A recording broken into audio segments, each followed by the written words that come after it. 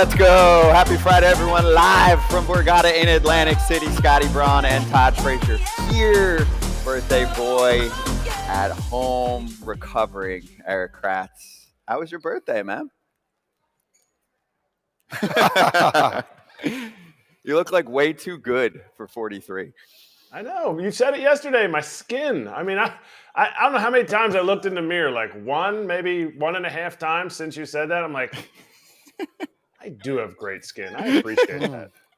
I told him yesterday. I said, for 43, he looks good. The skincare routine is on point. I got to know what he's doing. I'm catching up to him. So the minor leagues killed me on the inside, not on the outside. All right. Sunscreen, isn't that the key? Sunscreen. That's it. And especially with this schnoz, holy cow, you got to put a lot of sunscreen on, or else it's just getting all the sun. Like my lips never get burnt because the schnoz is just always in the way. It's like a hat. It's like a hat. You an umbrella. Yeah. Yes. Like just a hat for your lips. Well, you look great, Kratzy. Let's have a day on foul territory. So in about 20 minutes, Luke Raley, a.k.a. Nuke Raley, from the Tampa Bay Rays, who had a big homer for the Rays yesterday, is going to join us. And then 30 minutes after that, Lance freaking Lynn. Love him. Love He's having a tough Lance. year. We'll talk through things with him. It's all good. And maybe, knock over how he's doing on the mound. Let's go over some other shit. This is his, time to get everything off his chest when he's struggling. Get after it, yell a little bit, scream. So it's going to be a good interview. Exactly. There. And also therapy session. We'll cover some other topics. So we can take his brain away from the mound for a little. Tim Kawakami from The Athletic is going to join us on the shenanigans from the commissioner's press conference yesterday, who had an awesome time dissing A's fans, which blew my mind. I mean, it was among the poorest form I've ever seen. No good. And Peter Appel from Just Baseball, our buddy, is going to help us with our locks later. Yeah. 'Tis the season at Borgata. And a reminder for anyone that joins us at any point this year, you can earn up to 20 times slot dollar multipliers every Sunday, Tuesday, and Thursday through the month of August. Visit theborgata.com for details. Let's charge the damn mound, shall we? So if you were in the Angels-Rangers game yesterday, first off, it was a great game. And the Angels took 3 of 4 in the series. Second of all, there was a show. It's called Numb Show. Ramon DeJesus. And I get it. He tossed 3 dudes in a row in a matter of maybe 30 seconds. I'll take the under. Marcus Semien, who's super chill and doesn't like missing a game, let alone getting booted out of one. No. That might have been, if I had to guess, the first time he was ejected. I don't know the answer. Maybe we can have someone look it up. Pitching coach Mike Maddox and manager Bruce Bochy. But it was the form. Top father. As soon as they came within 5 feet of his personal bubble, what was it? He had it here. It was cocked, locked, ready to go. And it was like, okay, there's one, go. Tom, are you running near me? You know what? I don't want to talk. You're going to go. And then the big dog, Big Bochy, said, you know what? Let me get that. Go. Boom. It's not charge him out. It's charge Ramon. That's what it was today. And I felt like, the dude that drains a 3 and just leaves it here for a while. Held it. Right? He held it. He held it. He gave just want to make sure you know where you're going. Like he's pointing to it like, you're gone. You're gone. And Bochy, that huge head was coming out. And he was like, he was coming out to talk. And he was already gone before he even made it. The fascinating thing about this whole thing is the pitching coach, Maddox, comes out. He came out hot. So he was steaming from the get-go. I mean, you don't see that too often. The pitching coach, the assistant coach, the hitting coach, they don't come out like that. They're usually chirping from the dugout. He comes out hot. Semien gets thrown out, and he's just standing there like, usually he gets hot or should be getting hot, but it was just one after another. I was waiting for somebody else to come through, maybe the equipment manager or, the strength coach. That would have been something if 4 or 5 more people came out. Ramon would have had a shoulder problem. Ramon was getting hot, though. Like, he thought he was shooting 3s and couldn't miss. I thought he was going to start looking in the crowd and being like, you're out, you're out, you're out. Get out of here, go home. He's every which way. I just don't get it, though. So, all kidding aside, Kratzy, wouldn't you be pissed? I mean, you're trying to play a ball game. You're allowed to have a conversation with an umpire for 5 seconds, especially after one person gets booted out. You're allowed to have a 5-second conversation, get your money's worth. It was just, see ya. Bad mood, bad day for someone who's supposed to be invisible on the field. Yeah, and unfortunately, I didn't see the whole game, the context, the highlights that I see. It's just, him, he gone. And there had to be something that, like, I don't know if he set, like, the line. Umpires will do the, hey, one more thing. That one always gets me. Like, in baseball, it was fine, but coaching, like basketball, I got to, we talked about it earlier, I got a T in basketball, and I didn't feel like I was, like, out of line, and he was like, one more thing. And I was like, in my mind, I'm like, but I still have like 3 or 4 more things I want to say. Exactly. Like, and it just seemed like Ramon was like, hey, I told you guys one more thing. And they were like, but he gone. Mike Maddox comes out like this, holding his mustache on and putting his hand on Ramon's shoulder like he does his pitchers, but didn't have a chance. There was no cooling him off.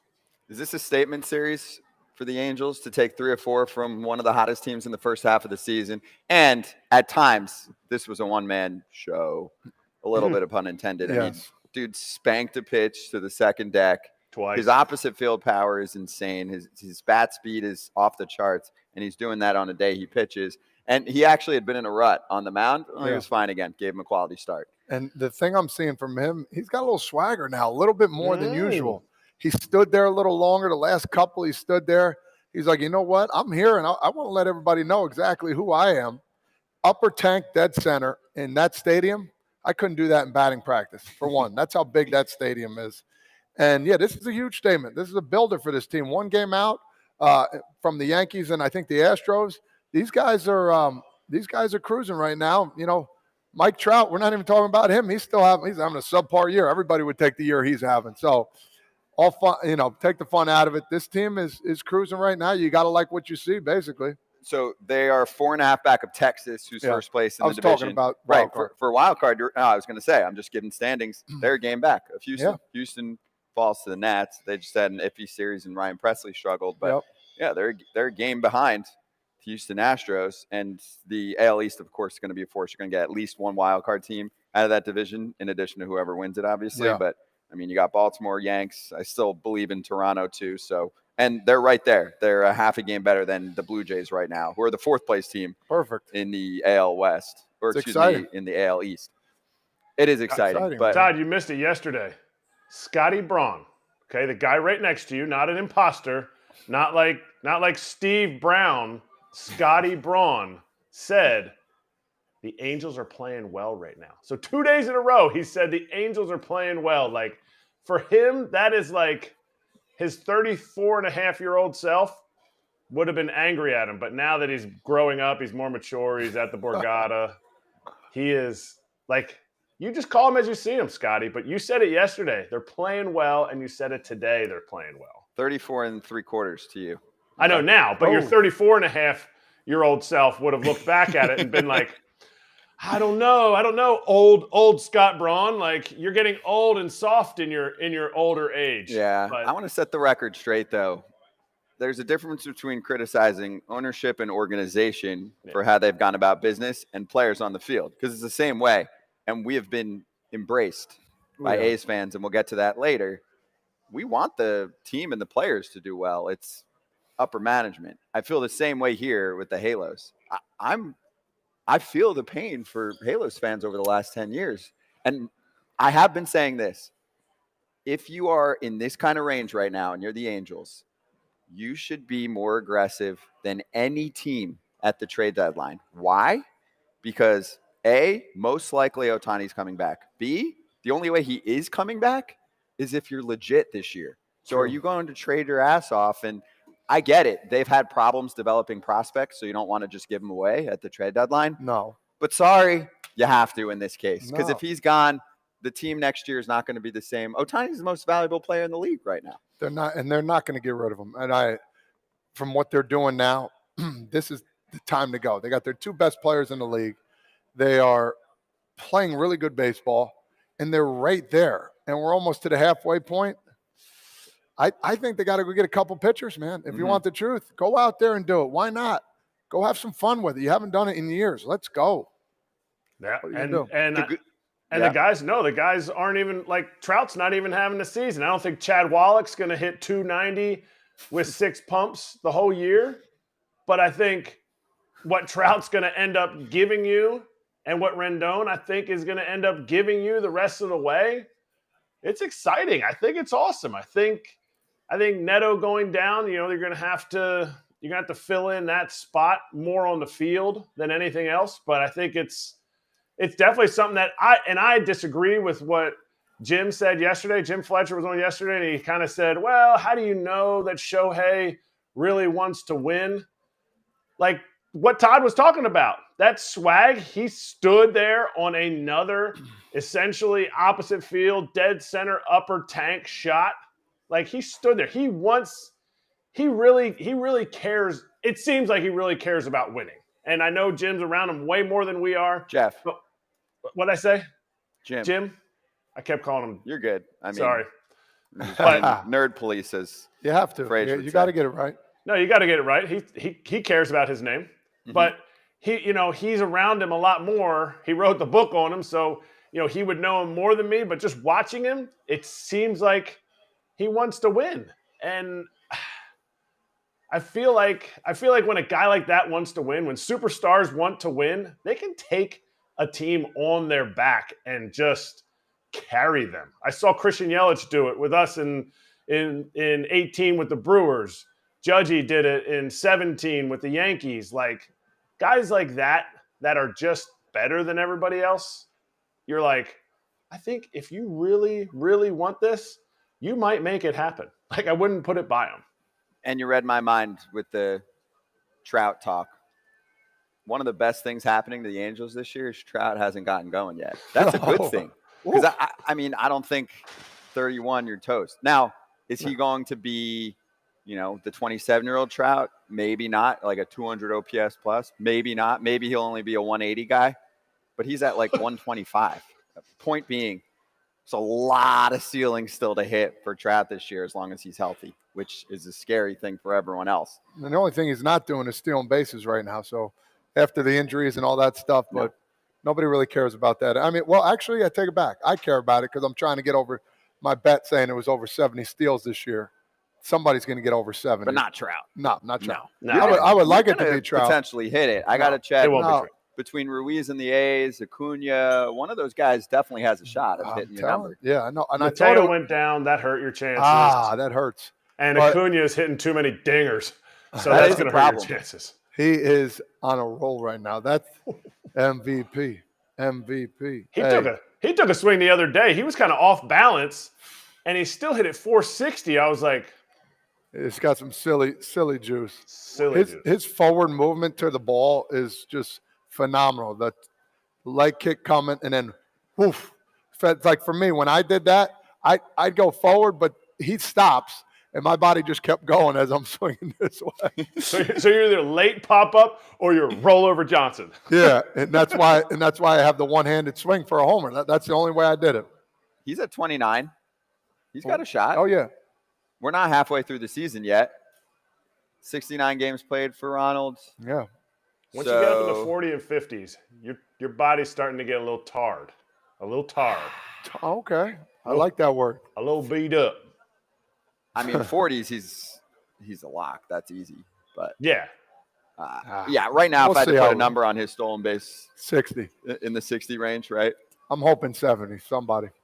I had Volpe going, man, and then he just didn't get on base anymore. He's not hitting enough. Damn. No. Yeah. I will give the Yanks credit for this with Volpe. I know we're bouncing around, but they're letting him play.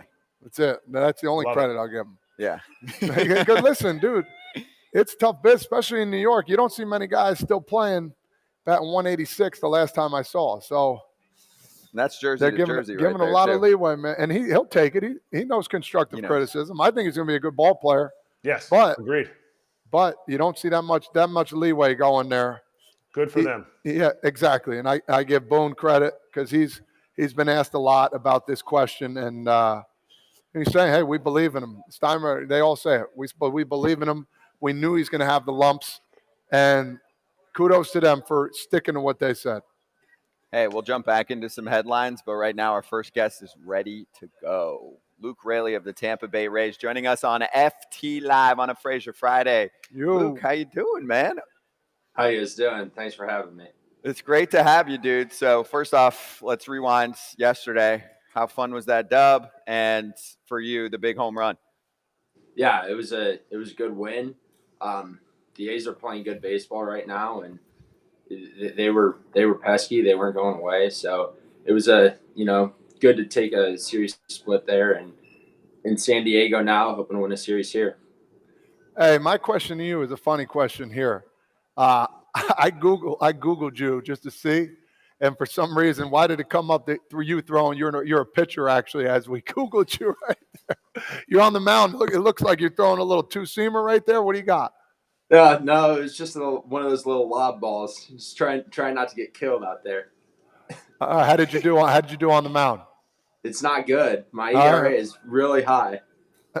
I say, Kratzy, I don't know about you. I know you were on the mound one time, but I got a 0 ERA, only 13 pitches pitched with the strikeout. So I'll take that every day of the week. Was that in the Little League or? No, that was with the Mets. Struck out. Oh my God, he's on the Red Sox now. Duvall. Oh, Duvall. Adam Duvall. He wasn't happy on a knuck piece. Yeah, but the thing. Yeah, got him with the old knuckleball. Yes. The thing is, though, Luke, when you join the Tampa Bay Rays organization and you're a pitcher, let's say with a lot of talent, they unlock you. You know, like Robert Stevenson and Diekman joins. There's a billion names, right, in that bullpen for this past several years. Fairbanks, we'll get into for his other injury in a moment. But did they not show you what you needed to do to succeed on the mound? Like, hey, dude, you got a lot of ride on your heater. Let's bring it up in the zone a little bit. Yeah, no, they basically told me they were looking for first pitch strikes to keep the percentage up for the bullpen percentage. Other than that, they just wanted me to not get hurt. So I said, well, I'll lob it over the plate and see what I can do. Was that successful? You didn't get hurt? I didn't get hurt, but I did. I was doing the old chuck and duck, getting off the mound, making sure I wasn't getting a screamer back at me. But you sound like you need to ice your ego because your ERA is so high. My ERA it's not good. That is not good. But what I really want to know about what needed to be iced was that bat that you snapped over your leg the other day. Now, like, Todd never got angry. Todd actually never made any outs, so he didn't have to snap bats. But what I love about it, and I need you to tell me if this will work, you hit a lot of dingers. What do you have, 12, 15 homers this year? 12, yeah. 12. Okay, so you're going to hit probably 27 to 30 pumps. All-Star game, you'll get to play in the All-Star game, all that stuff. I need you on one of your moon shots to snap the bat over your leg and turn to the catcher and say, that's all this one had, and throw it and then run around the bases. Can you do that? I don't think I can. Honestly, I don't know why I've snapped bats over my legs. I think that was probably about the 5th time I've done it. But I'm serious, I black out, and it happens so quick that I don't think I could do it because I'm not angry in that situation. So it's all anger? It's all anger. But do you get a bruise on your thigh? No, actually, I don't even have a mark from the last one. So that's what I'm saying. You can do it. Yeah, but I have to be angry. I have to, there's just something that full commitment comes out when you're angry and you're seeing red. It's one of those things. You hit a home run, I'm not going to be fired up like that in the sense that I'm angry where I feel like I could snap a bat. And if I'm not fully committed, that's when you really hurt your leg. Is there anything else that makes you that angry? Striking out 3 times? Yeah, that's striking out 4, I guess. 4? Okay, True. That's fair. How many times have you been kicked out of a game in your life? Once. Go on.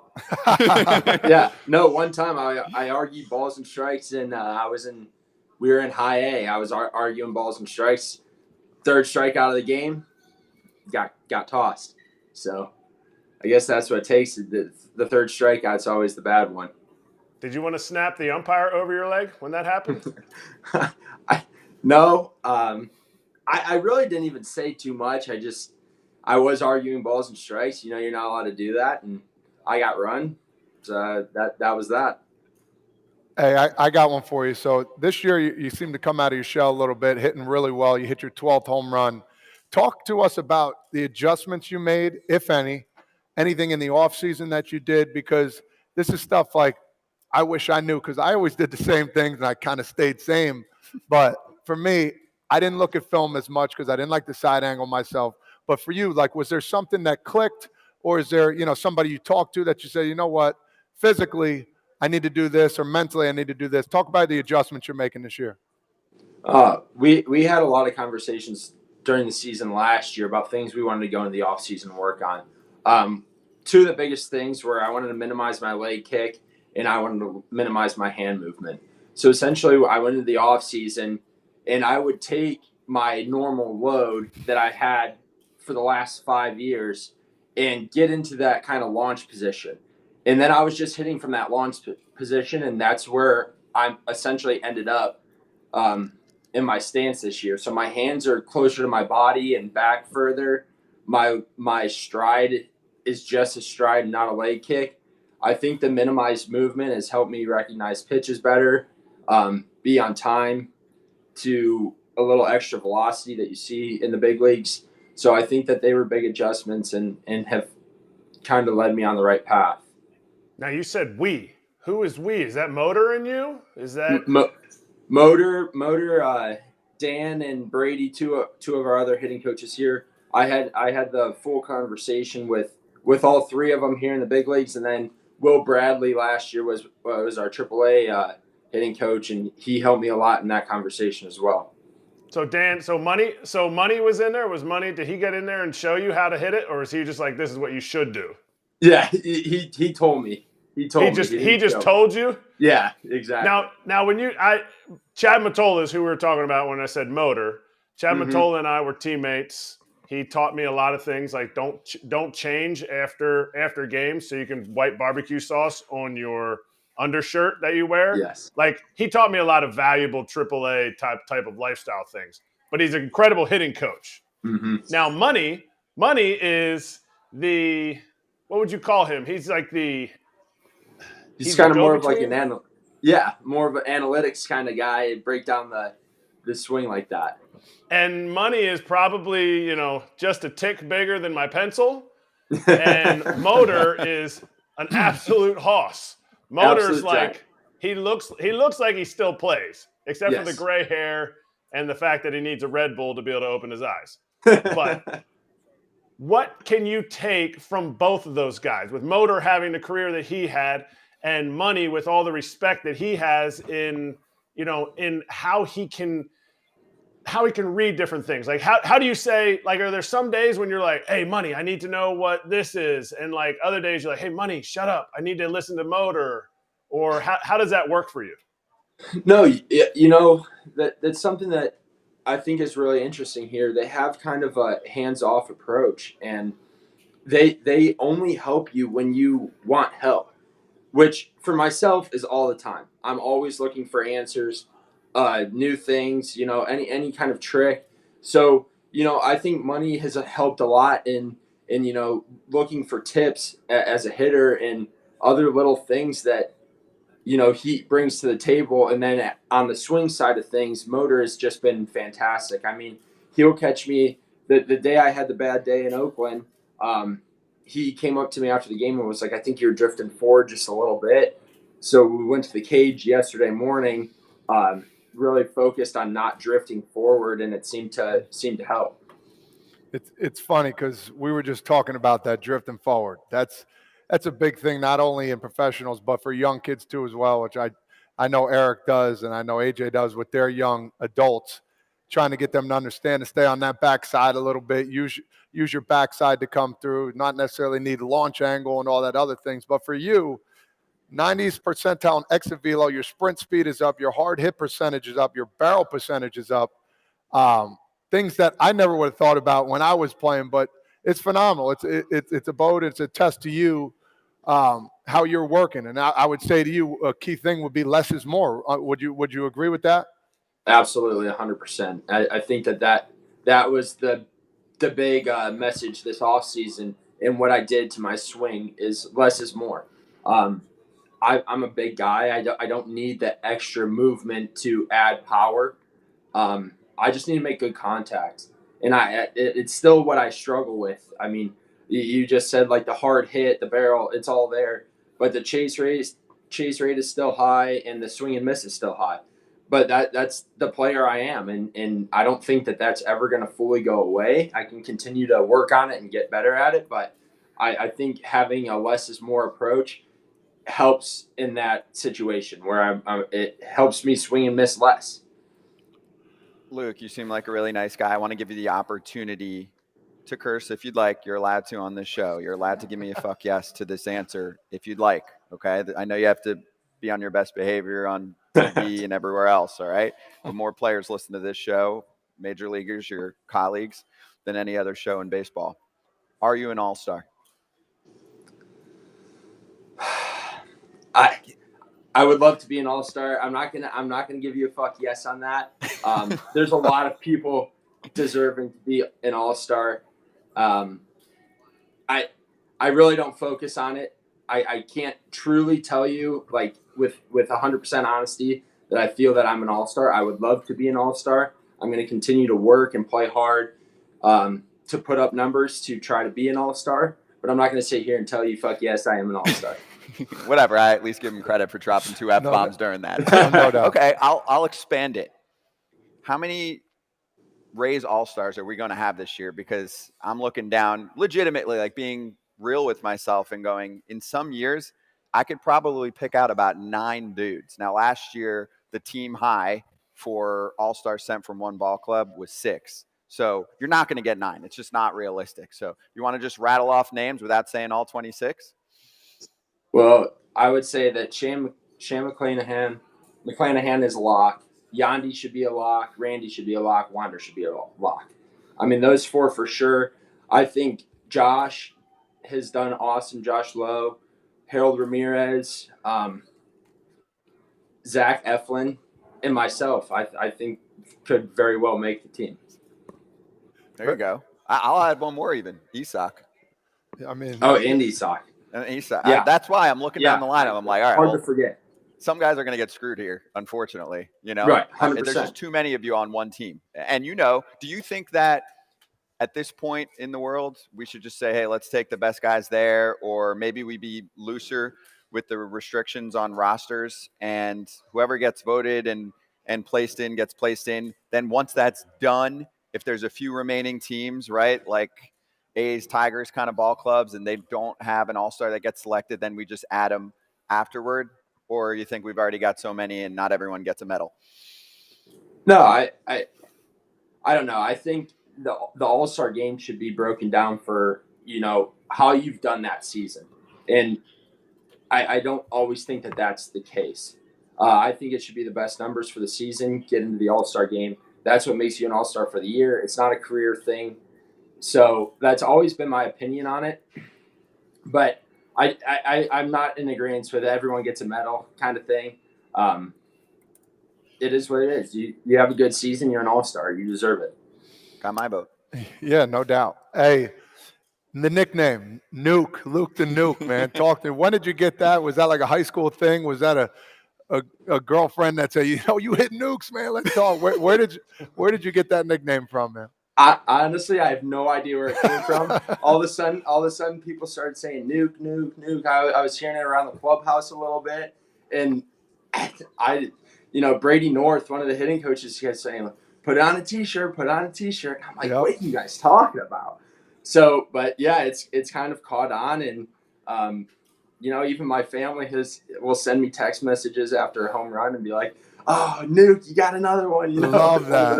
Is mom calling you Nuke now? Hey, big dog. They call you big dog. Hey, let's go, Nuke. Keep it up. Is Mama Duke's calling you Nuke? Exactly. I love that. Hey, before I get to a few fan questions here watching live, you were part of history.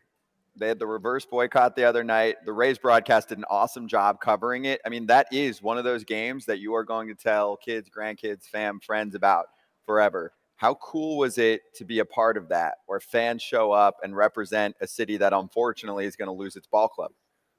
Oh, it was really cool.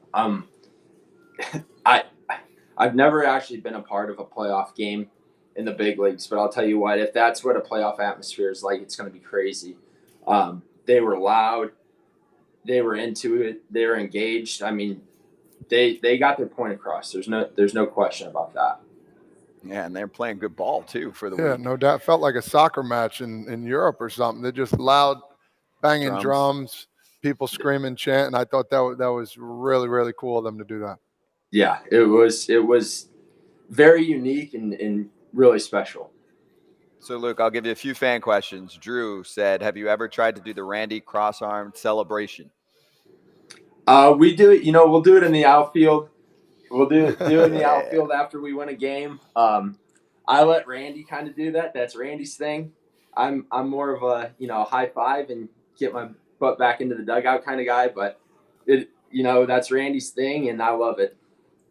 I'm going to combine these two because they've got some similarities. So TJ said it would be interesting to hear him discuss Tampa's platoon approach and how it helps him get good matchups and situations to hit in. And then New Country Songs goes, all right, Nuke was drafted by the Dodgers, traded to Minnesota, broke out with the Rays. How has his thinking about the game, roster management, and strategy changed across each team? I think there's some similarities to that question with the platoon situation and just how they've been able to implement all of the talent on the roster to put them in the best situations. Yeah, I think the Rays do an absolutely fantastic job of it. It's one of those things that I know when a lefty's on the mound, I'm not going to be in the lineup unless they need me because somebody's banged up, and I'm completely content with that. It is what it is. That's how we play baseball, and that's how we win as many games as we've won this year. Oh, that's fair. I like it. And did they go over that with you? I mean, when does that come into the mix? And how do you keep yourself fresh against the other side? Because if someone goes down, you could have to jump into a spot like that.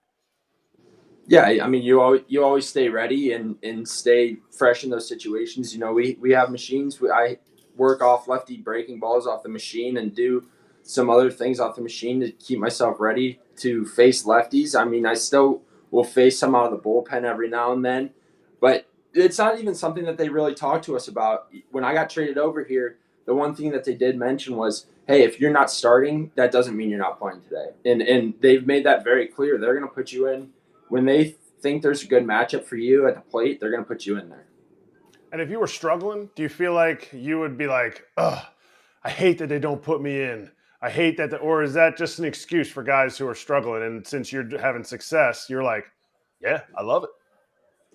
No, I mean, I haven't heard anyone say that this year. And we really haven't had too many struggling hitters. I think we've done a pretty good job staying out of that category. But I think that if you can get a team to fully buy into that, it's special. And I really believe that that's what we have here. All right, I got a quick ask you before we let you go. I got to ask you about Lake Erie College, Division II national powerhouse. And how the heck a monster like you got there, because I went to a Division III school. I got to play in the minor leagues for a long time, even got to play for the big league Tampa Bay Rays for like 6 minutes. But, how, take us on like the quick journey of how that happened. And look at you now. We're talking about the All-Star game. Yeah, basically, I didn't get any offers. I mean, that's what it boils down to. I, just like every other kid, I wanted to go to a Division I school on a scholarship and go there and play right away and go to the College World Series and do all these things that the D1 schools get to do. It was my dream, and it didn't work out that way. I had a good offer from Lake Erie, and my brother pitched there, so it was one of those things. I was like, if I'm gonna go somewhere, I'm gonna go and play with my brother. Something that I've always wanted to do. So I was lucky enough my freshman year to start right away. Every game I was healthy, I started there, and my brother was the ace of our staff my freshman year, and it was the only time Lake Erie College has made a regional and won a regional game. My brother got the win in that game, so it ended up working out perfect. I got to play with my brother for a year, and I kind of told myself that if it's meant to be that I'll get drafted, I'll get found. And I truly believe that, and that's what happened. For sure. Love it. That's awesome. Hey, and it worked out, man. Dude, it was great to talk to you for the first time. We appreciate it, man. Hope you had a good time here in Foul Territory. Keep doing your thing, man. Thank you very much. Thanks for having me. Appreciate you. Luke Raley on FT Live. Solid dude, man. Yeah. He comes across as a great guy. Happy-go-lucky dude, just loving life a little bit, and he's a winner. He just reminds me of a winner. I love it. He's on board for everything. You can just tell the excitement from him, and he wants to be in that playoff atmosphere again. That's something he really is going to enjoy once they get there. He's a big dude too. Like that's like Todd's a sneaky big guy. That dude's a big dude. So when you have confidence and you're a big guy like that, you're like, I can hit the ball out of any ballpark. Like you're gonna be chill like that. But I loved his answers about how he was like, yeah, we just, everyone just kind of buys in. It didn't feel fake. It seemed like he was being honest about it. Yeah. And that was the vibe I got back in 2019 when I was a Ray. Genuinely appreciative of where he's at. Plus, he's 265, 347 on base, 587 slug, 12 homers. Not a full-time player. Like you said, he's platooning. He's playing most of the time, but not a full-time player. 934 OPS and 158 OPS plus with league average 100. That's an all-star. The problem, like I said to him, was three-quarters of the lineup. Is it still the rule where you have to have one player in for each team? So that's going to hurt a bunch of people too as well, not just him. Look at the Rays. Ready? I mean, he mentioned some. He might have even missed one or two, right? Yeah. Shane McClanahan, Wander Franco, Jose Siri, Yandy Diaz. You counting for me? Yep. Randy Arozarena, Josh Lowe, Isaac Paredes. You could make a case for Zach Eflin. It's 8. And Luke Raley. 8 and a half. Eflin half. Eflin half. Yeah. Well, the thing, you're right. No, with someone like he's Eflin, solid, but yeah. He's not going to make it just based on the team he's on and the offensive numbers that those guys An injury or two, maybe. But there's 4 or 5 others too deserving. It's ridiculous. So you'll see a couple guys that injured, and there'll be more Rays on there. I mean, they deserve it. They've been playing well. They're the best team, man, right now. So they deserve to get a couple more guys. Got to get a bigger PJ. Yeah, much bigger PJ. You're right.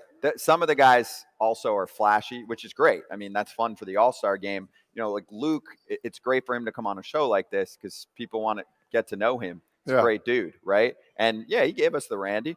He gave us the what's good. But, Siri, Arozarena, some of those guys, they really stand out in ball games. Luke's like, all right, I'm just getting myself comfy here. Now I'm a big power bat, Calm, cool, collective. Love it. Maybe he'll bring some bat flips for us, like some bigger bat flips. He's the guy that just sees he's going to look and be like, I got him again. Just drop the back and go. All right, let's jump back into things before we get to Lance Lynn. And just a shout out, Todd, Father, and me at Borgata will be here every other week for the regular season. And Atlantic City's best live entertainment is on stage year-round at Borgata. Visit theborgata.com for the full entertainment lineup. Back to Charge the Mound. Freddie Freeman with a little walk-off for the Dodgers, and he actually said, they didn't say team meeting. He said before the game they had quote, conversations in which the players acknowledged they needed to start playing better. Although I would say this is the dream scenario, Kratz. They lined themselves up with the team meeting before a game that they felt like they had the edge on, and it's, in my mind, not even really a team meeting scenario. The Dodgers are fine. There's no panic mode going on there. The Dodgers are so good, so consistently good, that when they lose, and I don't know what the exact number was, but let's say they lose 3 out of 4, they're like, guys, let's get together here. Huddle up for a second here, okay? Let's talk through things. Yeah, I mean, conversations. Freddie might have been just talking about how, Muncy yesterday, he was talking about how easy his rounds in the cage are and how unique his swing is and how he just does his thing. Conversations could be like, guys, I don't feel like we're quite winning enough. Let's try to win more. And Chris Taylor's like, oh, well, I'm on 99 home runs. I should probably hit a grand slam since I hit a grand slam on my first ever home run. So let's just go out and do that tonight, guys, okay? See you later. I think, honestly, it was a conversation of the veteran guys about, yo, come on, man. Let's pick it up here a little bit. Let's focus on what we got. I don't think it was a team meeting. A team meeting goes a little further. He would have said together as a unit or a team, but, gathering a couple of big dogs, say, Kershaw, talk to your guys. I'll talk to a couple of the dudes right here. We're fine. Let's just reiterate how good we are. Focus on that. And I'll just hit a walk-off. What was it? I guess you get a single on that one when Luis Robert didn't move. So We good with that with Robert? Yes and no. I mean, I don't know. I guess you got to know the player. You know, certain guys, I guess it's okay, but I think you got to give a little effort. You know, listen, you call me crazy here, but even on something like that, even if you're going for the ball, like you can do some kind of deke or something, like fake catch and catch it on the ground, or, you know, give a little effort. As a pitcher, you're like, you know, I lost, but you're looking at the guy and you're like, damn, just rubbed it in a little more like that. All right, I know he wouldn't have got him out, but little effort as a hitter, you're like, you know what, I appreciate it. You gave me that knock instead of that sac fly, but little effort. I would like a little effort. You know, we're going to ask Lance about it. Of course. Got his teammate sure. coming up, right? And he's sure. going to tell us straight up. I mean, Lance is either going to go, yeah, just fake it for me, or he's going to go, nah, I don't give a shit. I think he's going to say, I don't give a shit. Yeah, I agree. I mean, but Todd, don't you feel like there's some like, and maybe this is the eyewash part of me. Don't you feel like there's some part of you that's kind of like, dude, like, go get that ball at least. Like, I'm not asking you to slam into the wall for a, you know, but that's on the pitcher's like, that's a hit. At least it was a sac fly. And maybe that's selfish of the pitcher to say that. No, I agree. I agree with you. I'm 100% with you. It's just give me that little effort. Give me like 2, 3. You know what they say in practice, 3 hard steps. Give me 3 hard steps, and then, you know, if in case you can get it, I don't want to give up the hit. Sac fly looks better for a pitcher for sure. Mm-hmm. Like who was the grizzled vet pitcher when you first got called up with the Reds? Grizzled vet. Oh man, I mean, not grizzled, but Bronson Arroyo was one of those dudes. He wasn't grizzled. He wasn't grizzled though. No, I'm trying to think. Was Stormy there? Was Weathers there, or was he already gone? He was there, but I didn't get called up yet. Stormy would have been pissed off. See, that's what I mean. Like, and so that's kind of how, when people talk about the dynamic in a clubhouse, you have a guy like that. You have a guy like Stormy who's out there, and he's like, dude, go get that ball. And whether that's right or not, like maybe the center field, maybe Luis Robert, like, you know, maybe he's like, hey, whatever, man, piss off. And then you have a little tiff, but I don't think tiffs are bad. I think, you know, you need to be able to say your piece. You need to be able to be who you are. But I think if nothing's said, then you're just like, then if nothing's said out loud, to me, stuff's said under the breath. Oh, yeah, great. Oh, yeah. Of course he wouldn't go and get that. Yeah, exactly. That's what you don't want. Right. I was thinking another guy, Arthur Rhodes. Oh my God. He would have taken him in some kind of room, and it would have been on. So different times, Erik. Different times, brother. I don't know that it's different times. I don't know. I think like some people will say, oh yeah, rookies are different. Rookies aren't different. No. The vets are the ones that are different. Mm-hmm. And I'm not saying that's bad or good. I'm just saying you make your bed and you sleep in it. Like you make as the veteran, you're the guy or the leader. It doesn't even need to be the veteran. Sometimes young guys in 17, Judge was a rookie and he felt like he was a leader in that clubhouse. You make the clubhouse what it is. And I think when things start to hit the fan a little bit, that's when you push up against that kind of stuff. That's when you push through. Not all seasons are, you know, rose petals and, you know, perfume. It's not all gravy. You get opportunities to get in each other's faces a little bit. And I'm not saying Luis Roberts should have somebody get in his face about it. It's just one of those things that you discuss and you're like, okay, maybe we need to give a little effort all the time, not just some of the time. And when you're struggling as a team, fans are going to get after it. So there's an optics component. No doubt. No doubt. You'll hear from every which way. Yes. White Sox fans are pissed this year. A lot of things, yeah. You know? Yeah. Especially, I mean, for a rotation that's got guys that could give you 200 innings, but they're not quality innings right now with a lot of good names in there. You know? Kopech is one. I love that kid. Yeah, he's got great stuff. Giolito, up and down. Cease. Yeah. Got it. He set the bar so high the last 2 years, basically. Even the opening day, he looked. Remember we were talking about that? 10, 12 strikeouts? Yeah. So it hasn't been there consistently, though, in that rotation. Nope. Really anywhere. It's just like the Cardinals. one piece of that team's doing okay, and then the next kind of drops. Wow. The one thing I'll say with the West, most interesting division in the National League for sure. Yes. Because the Braves are winning the East. The Central, who cares? I mean, nobody's doing shit. You got the Diamondbacks up 2 games on the Dodgers. The Giants are playing well. They've won 4 in a row. They're in 3rd. They're 2.5 back of LA. And I still think San Diego's going to make a run. They're 33-35. They won again yesterday. Offense is showing up big time. I crushed AJ in my bet. What? My gosh. By like the 4th inning. Yeah. Remember you talked about Pittsburgh? There's a half game up. Phenomenal. But they're a game over 500. But you're right. Hey. It's a product. Yeah, but it's a product of, did you expect, like at this point in the season, you would have thought that the Cardinals record would be flipped. Nope. I said it in the beginning of the year. 27, no? Whoop. No. Yeah, exactly. You didn't know. On that, so NL Central for a moment, Stroman just shoving every single time. He is. Striking guys out more than usual too. Put up 5 Ks in 6 innings. He's saying all the right things. Quote, there's nobody in the league we can't play with. Mm-hmm. He's the NL ERA leader right now at 2.45. He wants to stay. And Kratzy, he wants to get paid again. And why the hell not? He deserves it right now. And he likes Chicago. He feels good. He's comfortable there. He likes playing to that crowd there. They love him. Cubs front office doesn't love him back.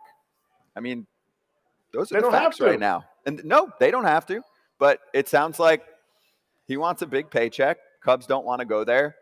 And Jed Hoyer and company is looking at their team going, well, we're not competitive this year. We might have the prize of the trade deadline. We are going to get a boatload of prospects so that we're better in a year or two, and we'll figure it out. If we let them go to free agency and we want to try and sign them, then we'll do that. But the extension side of things, from everything I've read, sounds like it's a dud. Yeah, and it should be. You don't need to make an extension. This isn't the NBA where dudes can demand what they want, and it's like, well, I guess we just kind of have to. The Cubs will get a haul at the trade deadline because there's not going to be a lot available.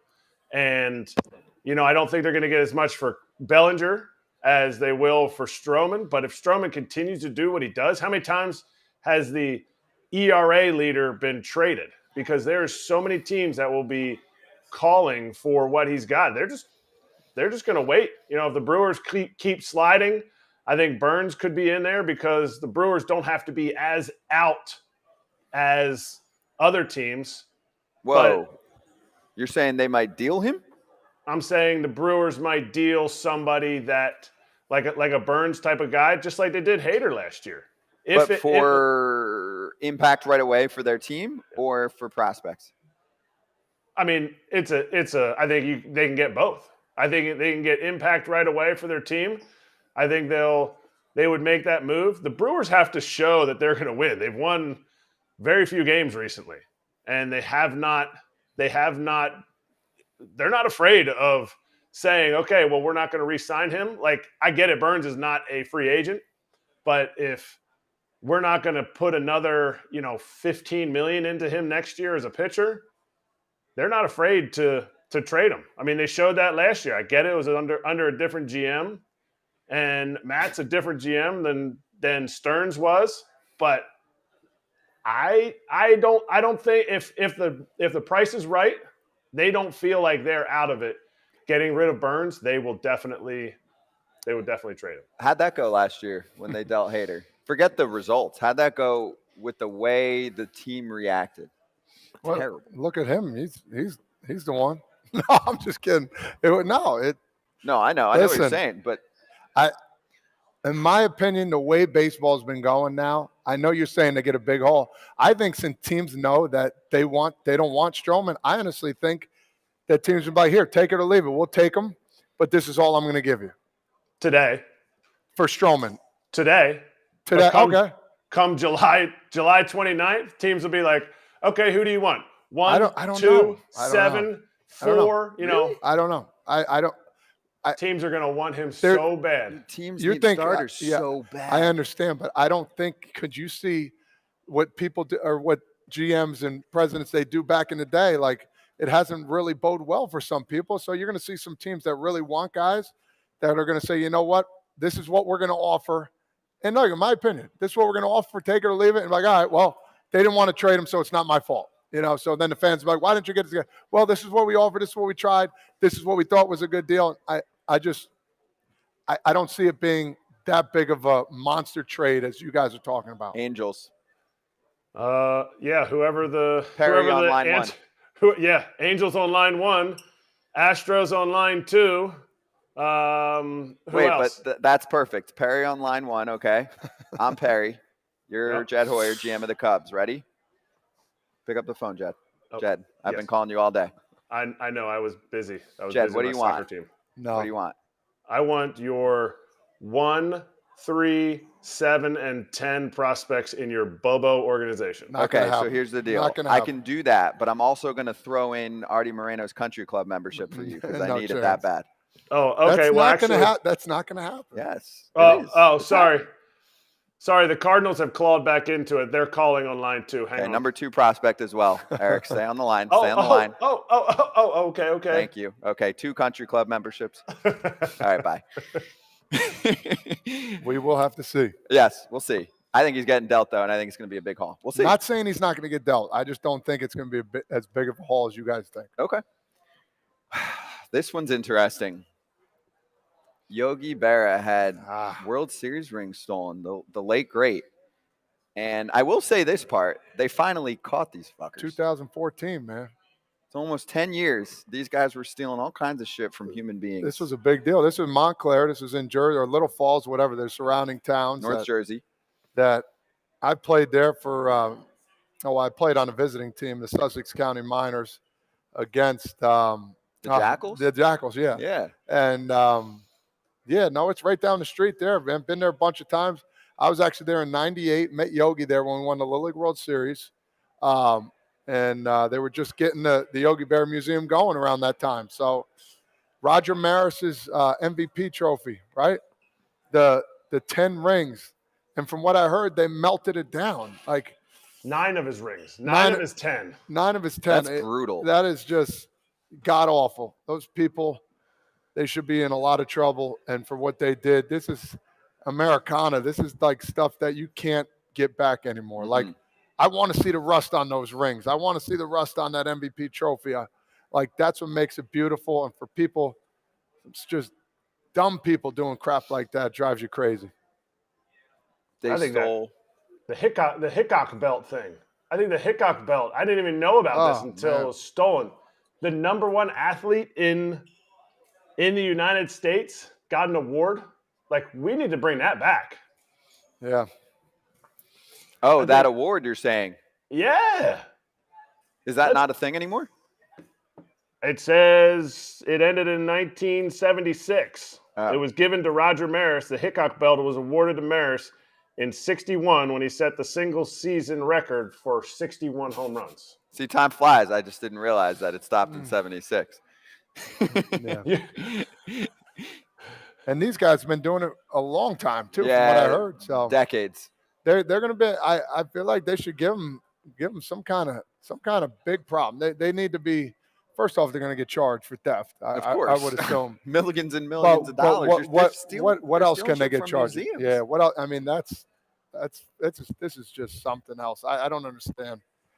But if you don't think you're going to get caught, if there was a bunch of guys that did it, so you don't think one of those guys are going to make a mistake? Yo, hey Johnny, listen, don't tell nobody.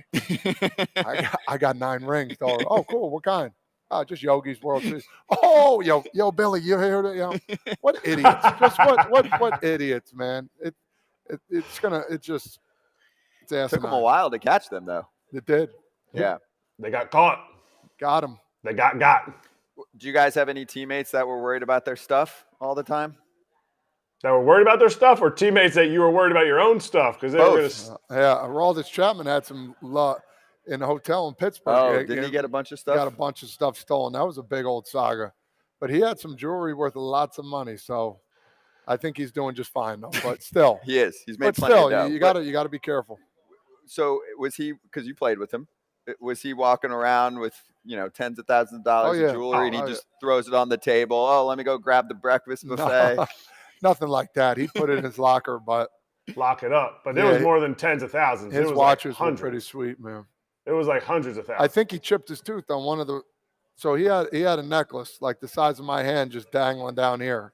And when he threw lefty, he went, chipped his front No tooth. way. Yeah. So that was crazy. There was a reliever. Todd, do you remember him? It would have been right when you were getting called up.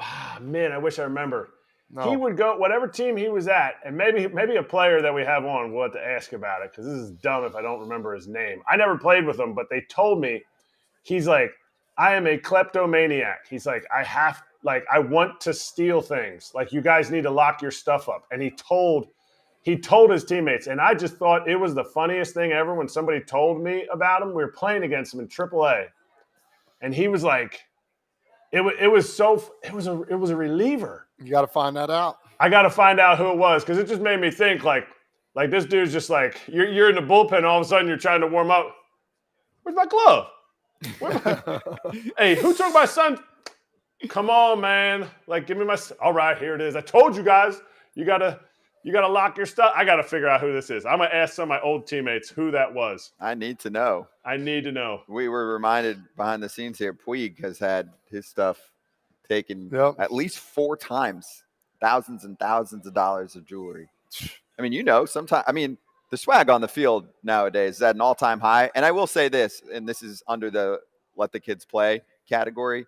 I've seen fans complaining on social about guys like having too much drip on the field. Like Ellie De La Cruz, when he debuted, one of the first things people were coming after him about. They're like, "Oh, he's got too much jewelry on." I'm like, shut up! Why do you care? Come on, man.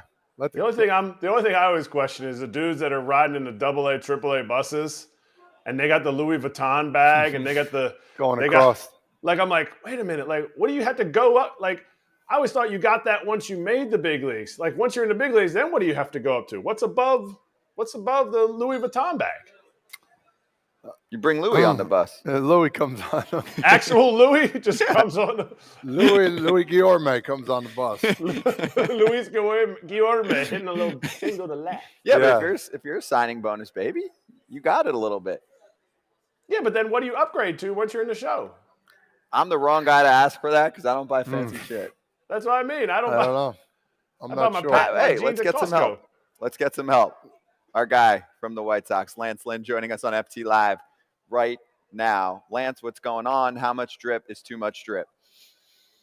That's come a long way since I came in. What's up, fellas? What's up, How you doing? Who's got the most ice during games? I finally get on here with you one time. Have you not got? No. Yeah, how we doing, man? How's it going, man? Who has the most on the team? I know we got a couple guys that do it up pretty good. Between got Mancada and Eloy. Can't go wrong with either one of those two. Hey, Louis Roberts right there with him though. He actually might be number 1 now I think about it. Hey, so you and me keep it real all the time. You know that, right? From the plane flights to everything else. So, I saw you slam that tablet. I'm like, all right, well, so I kind of figured out what you need. And I don't know if you've been doing this, but remember Gloria? You need to bring yourself back some Gloria. So Gloria, long story short, is tequila.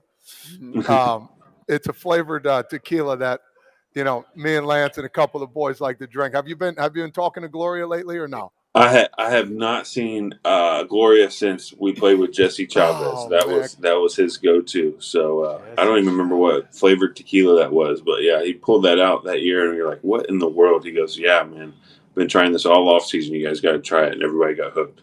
I can't, dude. I still can't get enough of it. So it's been around the block. I don't need to go to Delaware or Maryland to get it now. It's actually in Jersey, so I'm good. Well, there you go.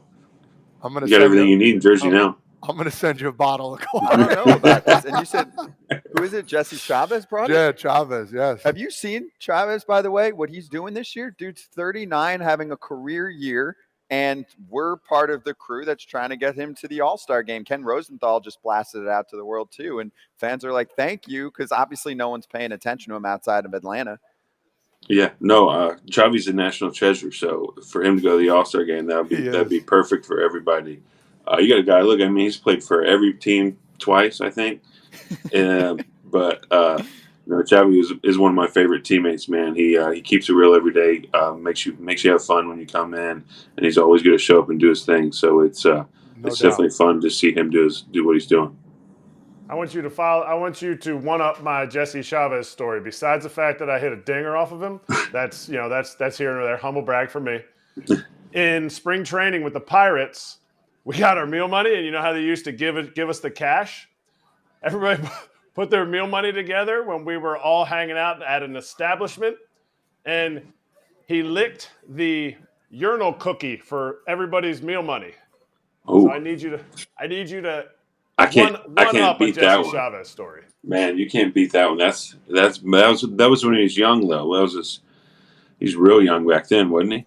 Yes. Now he's got a lot of cheese. Yeah, now he's especially when we went to Oakland and did some swing with the starting and stuff like that. So he got himself a little bigger paycheck and no more urinal cakes.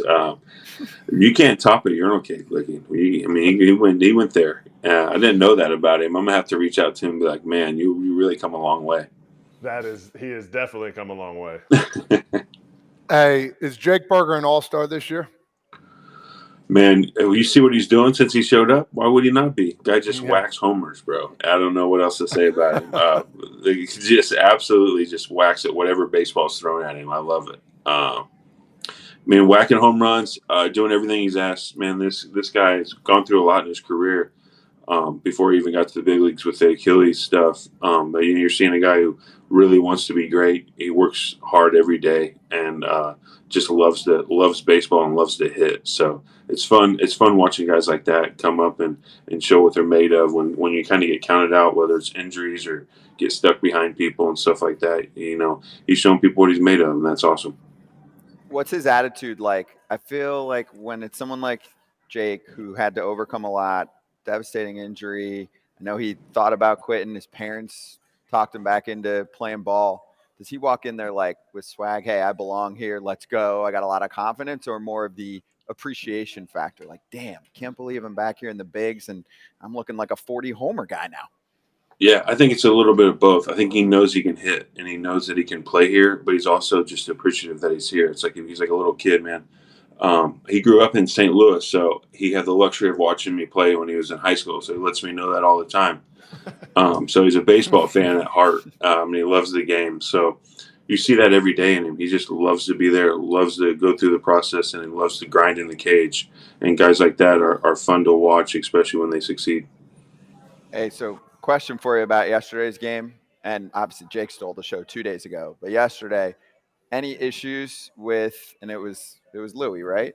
Not going for the baseball on the walk-off? Yeah, Louis, yeah. Do you have to show the fake effort there?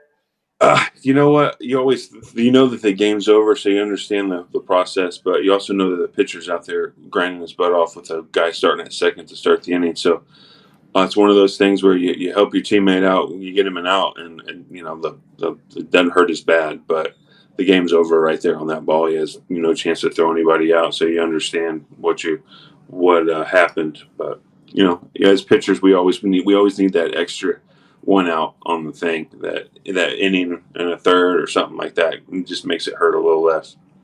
Do you ever think about like the guys when you first came up, like those grizzled vets who were like would have aired out Roberts for that? And do you think that guy is whatever, bro? Or do you think that's needed sometimes in clubhouses? I think it's one of those things where you always need to know that, hey, we're all in this together. As much as it's an individual game with you versus the hitter in the box and things like that. No matter what, we're all pulling in the same direction, and we're never going to quit until the game's officially over. I think as long as that's the way that it's portrayed, instead of saying, hey, I need you to go get that out for my numbers, that's a different story. But it's like, hey, play till the ball's caught and do whatever you can, and then we'll come back and get them tomorrow. If we do it that way, usually things go your way as the season goes on. So we just got to keep making sure we play till the end, and that's what it's all about. Hey, Lance, what are your thoughts on what's gone on with the Oakland A's situation? That's dominated the news beyond baseball, especially this week. It's basically official that they're going to be going to Vegas, and it seems like, forget the owner. We know he's trash. He's done the city wrong. But, the commissioner spoke yesterday too, and he threw like the sarcastic diss at fans. They were like, oh, what'd you think of the reverse boycott, which had 27,000 people? By the way, the Vegas stadium's going to have max capacity of 30K. And he's like, oh, it's nice to see. I'm paraphrasing a little. It's nice to see like an average crowd there for once, basically, is what he said. That doesn't surprise me. But you look at you look at Oakland. They definitely need a new stadium. You just wish it was going to be in Oakland. To be honest, it's always fun to go play. I enjoy playing in the Coliseum until you get in the showers and sewage starts coming out of the drains and stuff like that.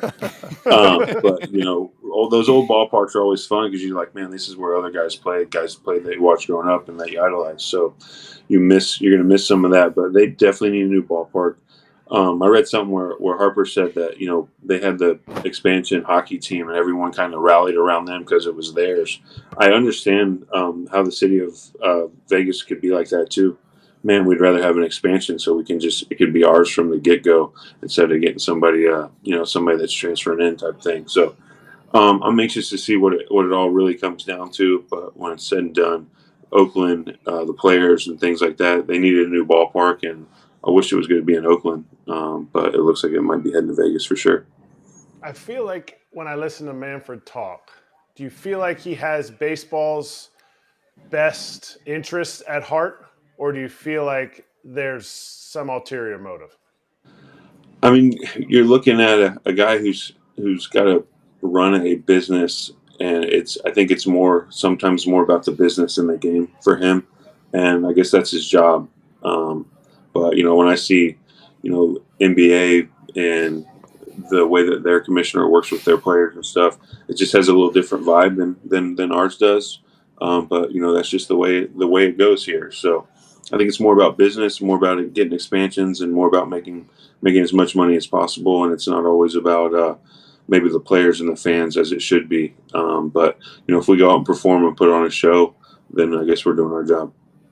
Yeah, but isn't the business the product on the field?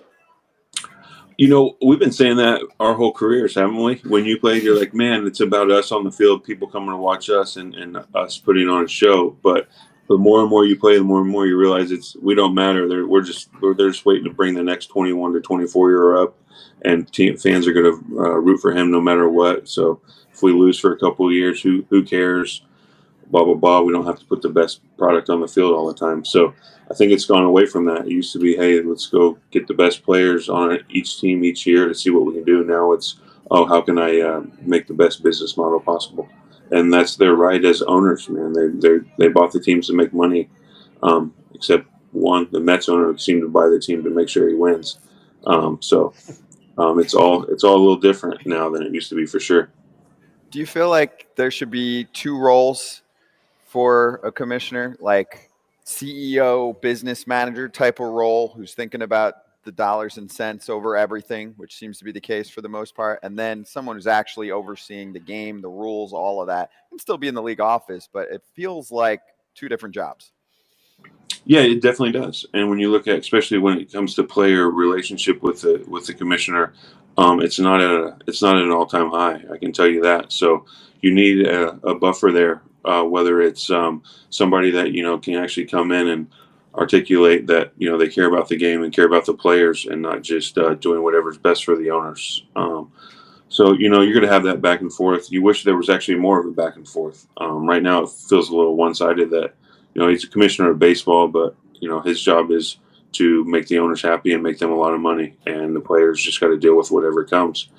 And that's part of the gig. We know what we signed up for, but it would be nice to be heard a little bit, especially when it comes to on-field matters, to make the game as good as it possibly can be for the fans and for the health and safety of the players and all that stuff.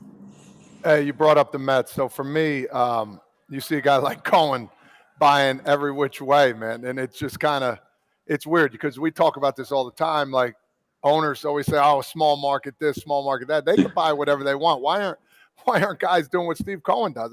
I always found that frustrating. Yeah, I think he's got a little deeper bankroll than everybody, though, it looks like. So when you always knew, it's like Frazier in the card game. He always tried to bully the young kids because he knew his pockets were deeper. Listen, so maybe that's a lie. No, I was going to bring that up too next. That's he just gave you a Steve Cohen comp. That's a compliment. That wasn't it, man. You know what? I'm a good bluffer, and when Lance would find a way, I don't know what it was. Lance would always find this way to beat me on these games. Jacks are better. Like I didn't even know how to play. He's like, come on, play, man. I'm like, I don't even know how to play this game. He forced me to play, and I'd end up losing. And then I'd want to kick I'd kick his ass afterwards, and that's not going to happen because the guy's a freaking grizzly bear. But what was my favorite game that we played the whole time? Screw the dealer, or Yep. yeah, screw the dealer. So everybody gets a card, and you look at the card, and you know what card you got, basically. So if you have like a 10 or like an 8 or higher, you're going to keep it. Now you're going to say, I don't want to keep it. The next guy goes, he has a 2. He's like, I'm going to pass it. So now you know who's eventually going to get 2. Whoever has the lowest card at the end loses. But that was my big money game. That's where, it's a quick game and you get all the money. But Lance always had this thing with me, and especially we were upstairs and we would play all the time, man. With a little Gloria, with a little conference room. I got you good that night. Yeah, you did. I remember you had to start that night, so I let him win. Now, you don't want the guy to get angry before he start. And a little bottle of vino just before the start was good. Well, that was a 3-5-7 game. That didn't go well for you. No, it didn't go well at all. I didn't sleep good that night, but sun always comes up the next day. What you got taken? Yeah, I got taken. Hopefully my wife isn't watching this one, but we're good. So later on, other teams, you got it back. Right? No, yeah, of course. Yeah, of course. yeah. Even if I didn't, it was just meal money. We don't get as much anymore, so it was like $20 a day. Yeah, that wasn't much at all. That was it. Yeah, of course. Good. That's the stuff. That's the stuff I miss about baseball. Is the card games, the flights, and all that, and the shit talking all day on the plane, which was awesome for me. Well, just nonstop. That's what makes the game fun.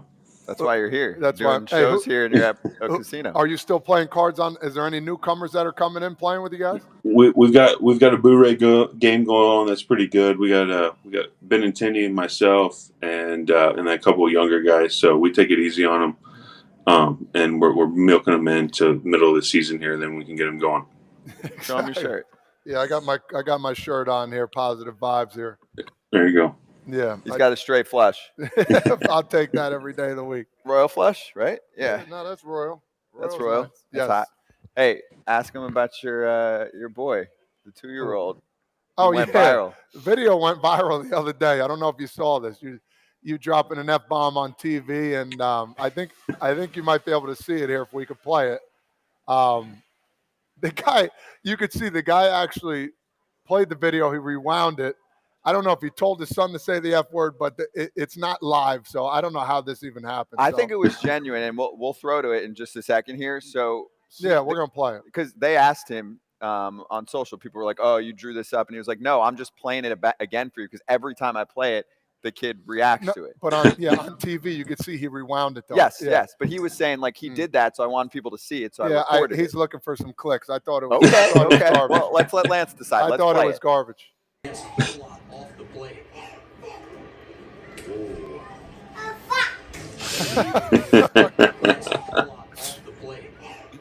Oh man! See, no, Lance, he rewound it though. So how many times did this guy do this? You know what I mean? I don't know. I'll tell you what. If that kid said it right out of the gate, and he's like, "Man, I'm gonna rewind it and see if it's again." That's good. That's pretty good. I always said it a long time ago. If you wanted, family friendly, take your family to the zoo. So 100%. 100%. I agree with that one. I thought I wonder how many times he rewound that just to get him to say that. So that's my opinion. Yeah, they gotta get the mics off me when I'm coming off the mound. That's for sure. For some reason, they're louder for you. I don't understand that. It's like they want to hear it. They want to hear it now. Have they asked to mic you up or do any of the, well, not in game, but in dugout back and forth with you? Have you done any of that stuff recently? Yeah. So I told a long time ago, if you're in game and when the mic not playing in the dugout, you're a rat. So you can't do that. So that was one of the ones I try to stay away from, and I definitely can't do it playing because that would just be nonstop every pitch. So I think I need to stay away from mics. To be honest with you, a hot mic's not good for me. Not good for everybody. Wait, so if you see a teammate in the dugout who's mic'd up, you're like, "Nah, dude, we're not friends today." Yeah, 100%. And then I'll sit by him and tell the mic every one of the bad things about them. Yeah. So then there's like they'll never do it again. You got to understand, Lance. He doesn't give a shit about nothing. He gives a shit about everything being done the right way. Mm-hmm. But if there's something going on, especially a younger guy, like he's not it's not going to bode well for that dude. If it's got a look at me effect to it, I don't like it. It's all about the team and what we got to do to win today. No doubt, man. Appreciate you, man. That's good stuff. Kratz, are you good? I'm good. I'm just listening. I want to know if Lance, if you were talking about going to the zoo. We had somebody on the other day. What's the first exhibit you're going to look at when you go to the zoo? It's depends on the walk, obviously, which one's the furthest right away and how it sets up. But you're going lions and gorillas one way or the other, and then you're wrapping around to see the other one on the way out. So that's the way I'm doing it. And then I got all my kids like the lions and the gorillas too. So that's what we go do. We go see the biggest, meanest ones, and then we kind of go from there. Are they like, do they look at the gorillas and they're like, Daddy, that kind of reminds me of you a little bit, like. Yeah, it's like, hey, that's the long line of cavemen from back in the day. That's what we got going on in this family. Hey, last thing, we got a zoo in New Jersey. It's called the Popcorn Zoo. I don't know if you ever heard of these before. Well, when have I ever been to Jersey? No, listen. I was going to give you respect if you did, so I was putting it on the tee for you, but that's okay. No, dude, this is real deal. Lacey Township. It's called the Popcorn Zoo, and these animals all have problems. So, like, there's an elephant with no trunk. There's like chickens like walking around with one leg, monkeys with one arm. Like, they give you popcorn and you give it to these animals, and it's the coolest thing in the world. I advise you when you come up here and visit, we'll go down there with the kids and we'll have a good time. I'm in. I'm in. We come back later. I'll bring the kids. We'll go throw some popcorns at animals. That sounds real nice. Oh, they love, and the monkeys are just catching them like nothing. Sounds mean as hell. You're throwing popcorns at disabled animals, bro. No, you give them the popcorn. No, it's a great time, and they're roaming everywhere. It's great. It's a good time for the kids. Is it like the hospital zoo? It's like when you get hurt in the wild, you got to come live out your days here. I'm not sure. I don't want to get it wrong now because now we're talking a little too much about it. So. Todd's playing card games with them. No, it's a cool zoo though. I've never heard of that. I feel bad for these animals, but they are just like every other animal, just with something missing. That's all. They're good. Where is this? It's in Lacey Township. It's great. I've never heard of this. We're all learning today. Eric's going to come up soon. Eric's dying. Popcorn Zoo, baby. The Popcorn Zoo. I'm thinking man. Flamingo with one leg. Yeah. Just standing there, just waiting for you to hit it with popcorn. Yeah. It's popcorn. We're going to put it up today. You're going to have to donate here in a second here. The more you talk about it. Lance, great to see you. Yeah. We have lost it. It's Friday. No, it's perfect. That's what it's about. No doubt. It is. I'm with you, dude. Good I'll bring my popcorn to New York next time. We'll be good. Extra butter, please. Yep. I hear you. Thanks, brother. Cheers, brother. See you, fellas. Listen, Kratzy, you're laughing. It's the real deal, man. These animals are awesome. This is the thing. You go to Popcorn Zoo first, okay? Get the life appreciation going. Then you go to Trout National, where you're the most spoiled brat on the planet. Yeah. It's going to be the nicest golf course on the planet. I mean, we talked to our big dog Mark over there. He's probably been there, I would assume. Have you? Mark, have you been there before? No, he's laughing. I don't got even no think answer. he hears us. All good. Mark essentially lives in New York. He lives in Jersey, but that's just because it's expensive to live in New York. So it's pretty expensive in Jersey. Anybody out there in the crowd been to the Popcorn Zoo? There we go. No, we got one. Oh, two in the back. All right, they're just looking for popcorn. 5 for $50. There we go. You guys know what it's all about. All right. We might have to do a show there. I'm down. I am too. You're going to drive the tech team crazy doing a show from outside, That's but I'm all right. down. All right, so before we bring Tim Kawakami from The Athletic to talk about the Oakland A's and the commissioner's statement and the really news that spans beyond baseball, and he's done a great job covering it, I want to hit Legends territory this week. Carlos Gomez. You played against him? I saw a little bit of it. You saw? He is he's a treat. You see the outfit he had on? Hell yeah. Oh, man. He's a beauty. And he was right, though. He started this whole thing about not showboating, but a little swag, a little standing there, a little this. And he talked like this. And he, listen, Papi, I do this. And he did. He was the best. I loved everything about him, man. So that's another good one coming up. He was before his time. Yeah. And the episode's out because he played with some of the flair and dramatics and hardcore emotion that wasn't common. Yeah. And it wasn't like we're talking about a player from the 70s or whatever. Like, Yeah. this dude played in the 2000s. No doubt. Right? No, And he would, give me a little bit of this on a home run, and guys would get pissed. But dude, don't point at yourself when you hit a home run. Circle the pillows. Run around the bases. Yeah. What are you doing? What are you doing? They'd bark at him all the time, and he'd be like, "Screw you guys, I'm having fun." He was the and best. now you look back and you're like, he was right. He was 100% right. You know what was great about it too? In that interview, he talked about he was so he could recollect so many things. Yeah. Even to the point where he got in a fight with, it wasn't with Garrett Cole, it ended up being with Maldonado. No, was it Maldonado and Travis Snyder? They were all, Yeah. there was a lot of, there was punching, black eyes and all that stuff. But he was like, I seriously was thinking about leaving the team that day because he had stuff going on at home. That's the part that not everybody gets to hear. All they see is this dude who, quote unquote, pimped a triple. He still made it to third. I spent my whole career, never got a triple. Wasn't pimping anything. I just barely couldn't make it. He could play at an incredible level with that flair too. He'd slide, he would run, he would steal, he would run from first to second, he would go dig, dig, dig, dig, dig, dig, dig, dig. He would. And he was he was a real 5-tool guy, and that 6-tool was the swag, and he hits that in this Legends territory. Okay, so let's run it right now because he got into it with Brian McCann. I remember that. That was a big one. Famous, and then recently they hugged it out. Yeah. So let's run it. Before that I bet, I look in my home like, I'm going to take you deep. I'm going to take you deep. This, I repeated in my mind. You hit me without reason. Now I'm going to give you a reason to you can really hit me. So I go to the plate, and I talk to McCann, and I say, hey, what's up? Have a good game. Talk to the umpire. Everything's fun. And I tell McCann, hey, sorry, but this going to be a little hot. And he tell me, what are you going to do, Carlos? And I tell, okay, call the pitch and you see. And he tell please, Carlos, no do nothing stupid. I say, tell him to throw the pitch. And I swing hard I can. I miss it. And I'm walking forward. And McCann repeated, please, Carlos, stop. No do nothing stupid. Please, Carlos, stop. And then the next pitch is a change, and I hit a homer.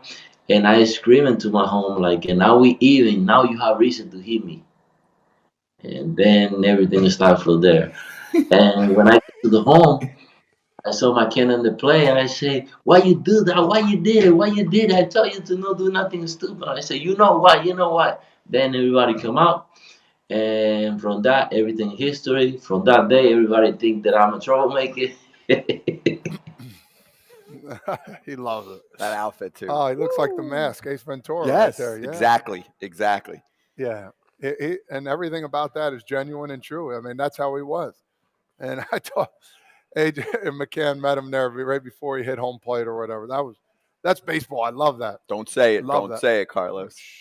No, it was. Listen, it was unbelievable. I wish Erik met me halfway down third base. I wonder what would have happened. I don't know. I'm just getting kind of excited thinking about it. You can reenact it. Oh, I forgot he was on. He's on there. My bad. It would have been over for you. It would have been what do you remember mean? that guy that Erik Kratz knocked out between third and home? It wouldn't be any punches. It would just be one. It'd be one punch. That's it? That's it. And you would be like, oh, that's not nice, man. That's not nice. I might not be able to go into Jersey for a long time, but no, for the rest of your life. Yeah. No popcorn zoo for you. No popcorn zoo. Here it is, Legends territory, untold stories, unfiltered takes, the biggest names in baseball history. Episodes every Wednesday, YouTube, and wherever you get your podcasts. We've had John Lester recently. Some of the favorites. Well, Doug Minkiewicz made headlines all over the place, talking Yanks. Not as big of a name as some of the others that we've had or that we have coming up, but let me tell you, that one stole the show so far. He's the MVP of Legends territory right now. It was so good, we had to make it a two-parter. You got to watch that over and over just to make sure you heard everything right. You're like, what? Good stuff. Was that real? So juice. check that out.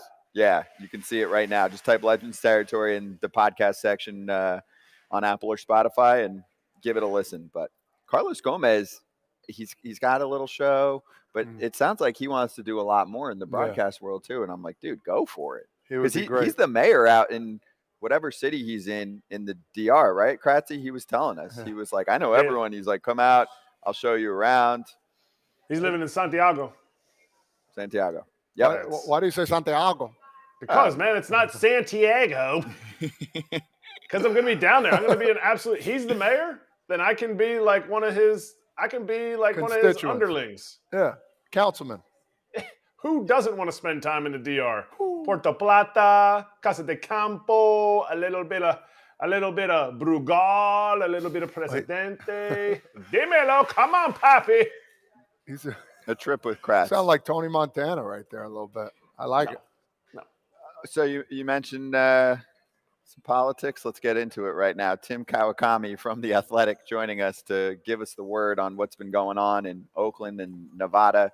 Writes for The Athletic, also the TK Show podcast. Look it up. Does a great job with the real talk, laying down, especially this situation going on right now. Tim, great to talk to you and have a back and forth with you on this show for the first time. Been a fan of your work for many years, and especially of your coverage of this topic. How are you? And first for you personally, because I know this hits home, how pissed off are you about the news basically becoming official this week that Oakland's gone in terms of baseball? Yeah, thanks for having me on. You know, I don't try to get emotional about this kind of stuff, but I'm trying not to take it personal. I just think it's the kind of the nonsense about it that bothers me. You try to think through things. You try to put yourself in the place of an owner or in the place of a baseball commissioner. And a lot of this doesn't make sense and hasn't made sense for years. Been following it for years, as you know. All the failed projects that John Fisher, the owner of the A's, has gone through all the times. Listen, they need a new stadium. That's been understood for years and years.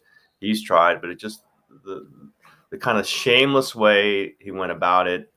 And I'm not saying that the commissioner and the other owners have to say, oh, we are above all ethical things. We're going to hold you to the highest standards. We know that doesn't. It's for business. I get it.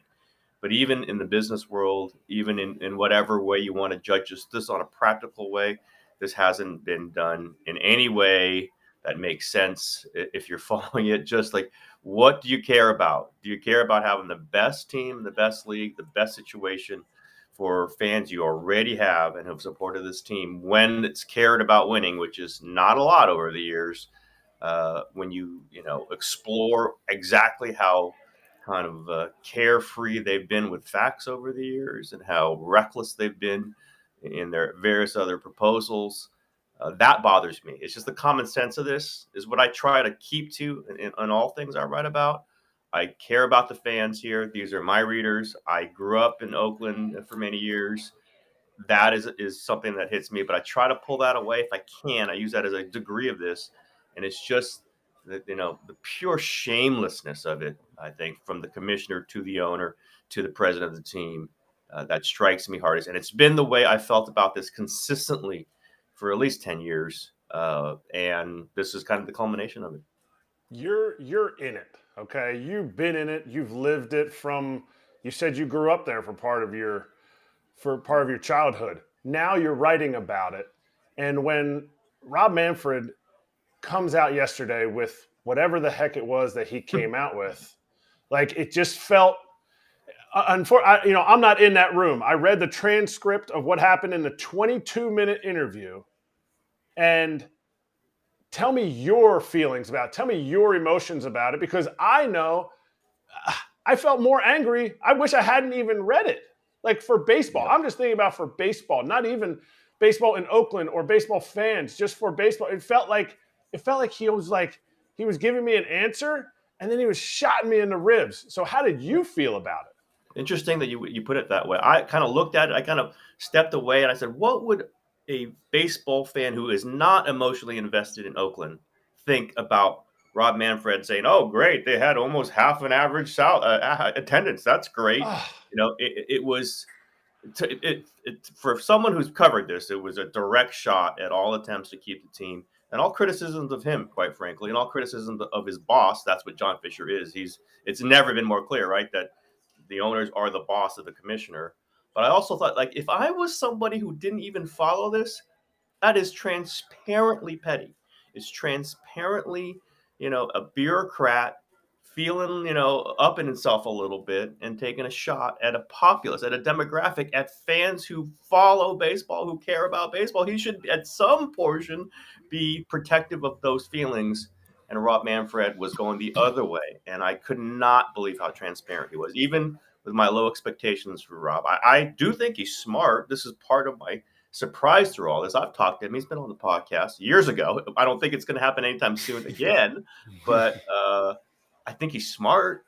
I know what his job is, but so many other people are just better at saying, I care about these things, but in this moment, we have to move on. Just say that. He was not capable of doing that without, as you said, throwing a dagger out there and having not even a subtle dagger. This was pissy. And a commissioner probably shouldn't be pissy about a region of 2 million people, whatever there is in the East Bay, and probably larger than that if you count, fans that are of the A's that are in other regions of the Bay Area. Beyond disappointing. I don't have expectations for this anymore. Certainly not for John Fisher. But that to me was just a signal for everyone else who might not have followed them through all their failed efforts in Laney College, in Fremont, in San Jose. I've named them a million times. They've said that Howard Terminal couldn't be the one. Then they said it had to be the one. Then they said Laney College is the one. Then they said the Coliseum. This has not been an Oakland thing for most of it. It's been a John Fisher thing. And Rob Manfred has been along for the ride. And now he's driving that bus.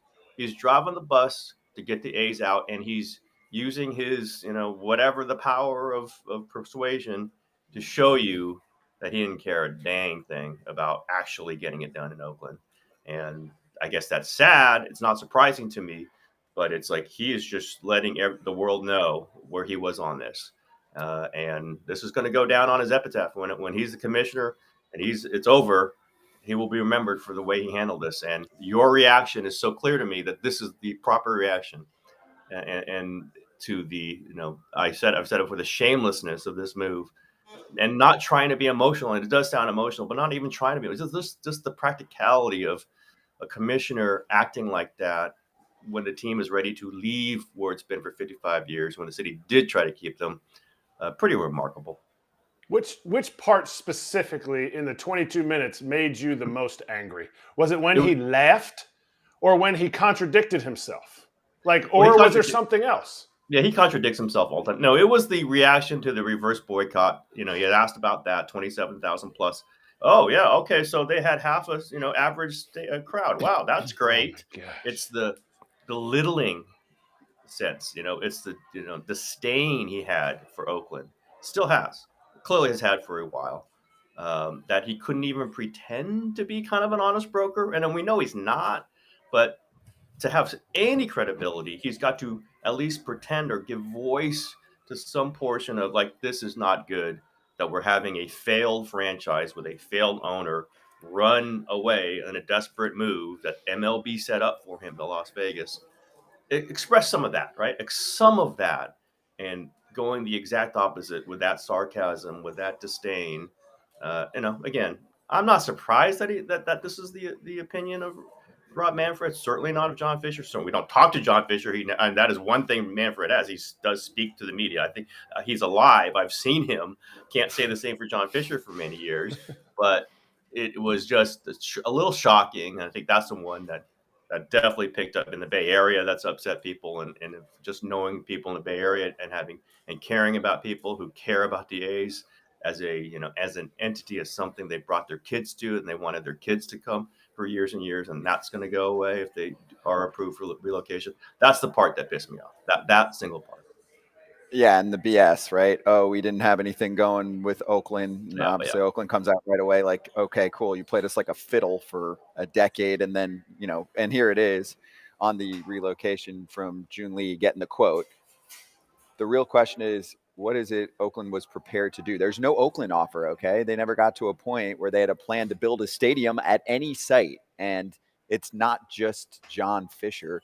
the community has to provide support. Of course, that was heavily refuted on the government side. And I know in your article, which was great in The Athletic that you put out in the last 24 hours, saying it sounds like the commissioner basically told Vegas, take this or we're never giving you a team. So great negotiating on his part. So here's what I want to ask you about. I feel like biggest problem for the health of the sport of baseball is that there is a divide between owners who care about the sport and winning and having a good time, and they can still be rich too. Because even Hal Steinbrenner came out the other day and said nothing drives him more nuts than owners that don't give a shit. So I feel like you've got this subset of owners that do the high fives when John Fisher raises ticket prices but can't even keep the ballpark afloat and wants to leave. Like, oh, I got him good. I got him. Oh, high five, commish. You said that it was an average turnout one time. Great. You dissed him, man. Then you have the other side that's like, hey, let's put money into the sport, try to win, have a good time. I'm doing this for fun. Because the other article that came out is Ken Rosenthal and Evan Drellick said now they're going to try and basically have a salary cap on spending on teams, employees, tech, etc., which is a disaster if that gets put through. And I'm sure the players union is going to try and fight back. So you see what I'm saying? You've got these evil movie characters that are trying to ruin a sport. You're right. I mean, it's clear as a bell, but I would say Rob Manfred cannot take this position unless there's a huge segment of the ownership that it backs John Fisher, that kind of likes John Fisher. They gave him back revenue sharing. They took it away, and then they gave it back to him in the new CBA. Well, why would you do that for a guy who's, as you said, raised ticket prices after slashing his, once again, for the fifth cycle of this over the last 15 years, slashing the payroll. So they produced, obviously, the team that we're seeing now, which is one of the worst, had been one of the worst in baseball history. But I do think, there is a segment of ownership, maybe 8 owners, maybe 10, maybe 12, that is just, completely committed to lowering the cost for themselves, increasing their profits. We know they're profitable. The A's have been profitable, absolutely been profitable. John Fisher wouldn't still own them if he was losing, money. That's not John Fisher. And you do have 10, 12 owners that are just committed to winning, and they will try to do it no matter the cost, but at the top of the market. And that's just stratifying. You have local TV deals, like all these things that they've discussed for years. But I do think the lower rung owners have a lot of political power in there, and they seem to be winning, and they seem to be driving the entire A situation. I never said that John Fisher should be, have his ownership pulled. I just don't think that's and I try to live in a practical world, and owners aren't going to vote to get rid of another owner. They're not going to put pressure on another owner because they don't want any owners putting pressure on them. But you can kind of nudge them, right? You can kind of like this. We're not going to give you revenue sharing if you're going to completely tank your team every 4 years, which is it's just provable. We've seen it. Or else Matt Chapman and Matt Olson would still be on the team, by the way. And that's just the latest time they've done this. But I do think there's a lot of pressure on that. I think the Manfred weirdness is certainly reflective of that. I think the battles over the CBA, and I'm sure there's going to be another one the next time it comes up. And the A's are kind of the parrot, the parrot in the coal mine, whatever that is. I forget the name, canary in the coal mine. That's what it is. And just where an owner is not going to try, is not going to do it, is not going to even come close. We want to give the average, MLB thing line that Manfred. How about an average MLB payroll, which they've never been, certainly not in 10 years. Have not re-signed their own players. None of this. It's just been impossible. That's what's driven away the fans. That's what's set up this argument that supposedly that Oakland won't support them. You have one of the worst situations for a fan to cover in the history of Major League Baseball. This is a problem, no question. It might not. It's not Oakland's problem. As I wrote, it's probably not Oakland's problem anymore, unless they're going to try to get an expansion team, which I'm sure they will try to do.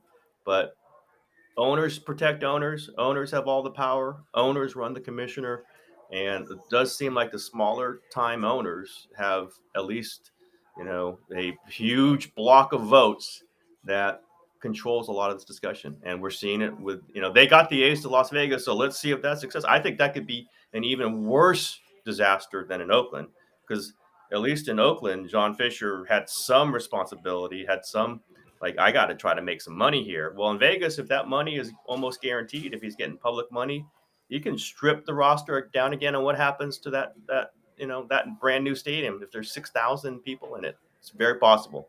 I don't want to be a doomsayer, but that's a brand new market that has no idea about John Fisher. Is going to learn pretty fast what it's like to be a fan for a John Fisher team. Hey, Tim, I'm going to be real quick here. So I just want like a yes or no answer because I've learned this over the last couple of days. Basically, so they got the deal done. Now it has to go through the commissioner. He's going to sign off yes or no. Yeah, well, it's the owners. Yeah, but the commissioner. Yeah, no. Well, that was my next question. Then it goes to the owners. Yeah. They're all going to sign off yes, right? Yes or no? Yes. Okay, and then my last question to you was, Oakland still has a chance to come back and make an offer as well, but do you even see them making an offer back anymore? I can't imagine they're going to get negotiations with John Fisher. I can't see that. It's just too broken. What would you be doing? He would just be using Oakland to try to get the Vegas deal better. I cannot see that happen with John Fisher as owner. If John Fisher is not the owner, different discussion probably. Gotcha. Appreciate that. Yeah, it's brutal. It's brutal. Hey, Tim, we appreciate you coming on and talking it out with us because we've been trying to provide therapy online for people, right? The Oakland A's community is really, really strong, right? And here, one more. Well, I just want to make sure because he's got the pulse of the Bay Area. So what happens, when they leave? And also it's going to be interesting. They might be in a minor league park for a few years, which I think the players are probably going to be pissed about. But what do Oakland A's fans do? Are they going to really be Giants fans? I don't think they're going to be A's fans in this kind of situation. Yeah, and baseball might lose them. I mean, and it's not a small group of fans. Some will start watching Giants games. I think some have started watching Giants games. It's hard for me to see A's. I have family members who are A's fans, and I don't know that they're going to go right over to Oracle Park for 10 times a year, but they'll start watching them on TV. And if the Giants are good, that could quicken that pace. But they might become Yankees fans or Red Sox fans. It could be something like a little kind of diffusion, the way LA happened when NFL left LA for all those years. But I think there's going to be a movement for an expansion team in Oakland. I don't know the practicality of that. I think as you guys probably, there are many other cities ahead of them: Charlotte, Nashville, Portland. We've seen the names. It wasn't going to be Las Vegas, or at least that was the threat MLB held over Las Vegas. You better get the A's because you're not getting one yourself. Don't know where Oakland would drop in there. I know there's a lot of rich people in the Bay Area, though, who are interested in buying the A's and building in Oakland. I know them. I personally know a couple of them. Fisher was never going to sell, but I think that's going to be the next, let's get an expansion team. Let's do what the Browns did, right? The new Cleveland Browns, once the old Browns left, let's try to keep the name. I don't think they're going to get the name, but let's just kind of redo this in Oakland. I don't know the possibility of that, but I think that's where a lot of the attention is going to go. Jeez.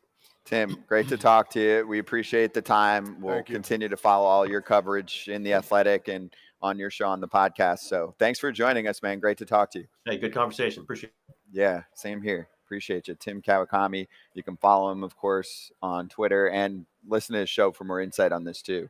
TK Show podcast. Super knowledgeable on the topic.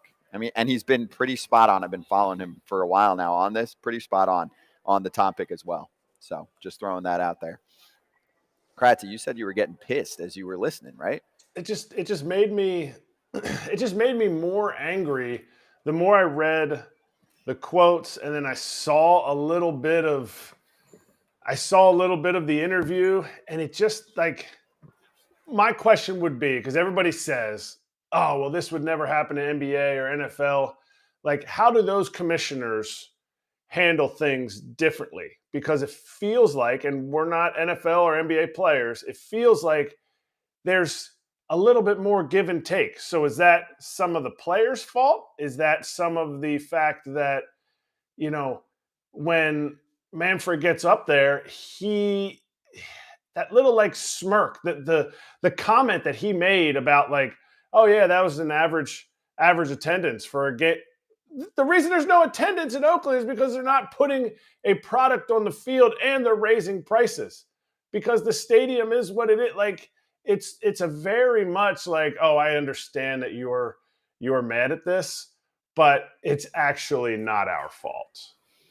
Well, no, it is. It is. And I think I'm all about accountability. Like, if I'm doing something wrong, please call me out. Like, because if you're not trying to better yourself, if you're not trying to better the people around you, then it's just selfish. You're just being selfish. And that's what I feel like when I see Rob talking about this. And I don't think he would technically be a selfish person. I don't know him personally. But when he's talking like this, he needs to be the commissioner to better the game, not just bring more money to, 12 owners that are like, oh man, like, we have no shot. So we can't, we need all that we can get. I just don't see the positive. And I want somebody to tell me what the positives are of doing what John Fisher's doing. Money, all he cares about, and that's a promise. And he'll never refute what we're saying right now, because he'll never talk to any human beings besides his friends that hide. Isn't ultimately, that's why you're in business, is to make money, yes. But go to, put your money into Gap. Put your money into Abercrombie and Fitch, whatever the other companies that he owns are. Yep, he does. And make money in those areas. You're in a competition. There is one Major League Baseball league, and there are millions of kids all over America, Dominican, Venezuela, Puerto Rico, that are trying to make the big leagues, to win a World Series, to make the Hall of Fame, whatever it is. Yes, money is part of that. Yes, they want to make millions of dollars as athletes. But if you spend 6 years on a team that drafts you that never wanted to put a winning product on the field, there's an empty feeling in that. There's an empty feeling in, oh, well, then why am I, trying my best? Why am I laying out for a ball in the 9th inning when it was going to end up being the winning run anyway? That kind of thing. Like, it is just like, I'm so refreshed by hearing Lance Lynn talk, and then I'm so irritated by reading the words from this 22-minute scripted interview.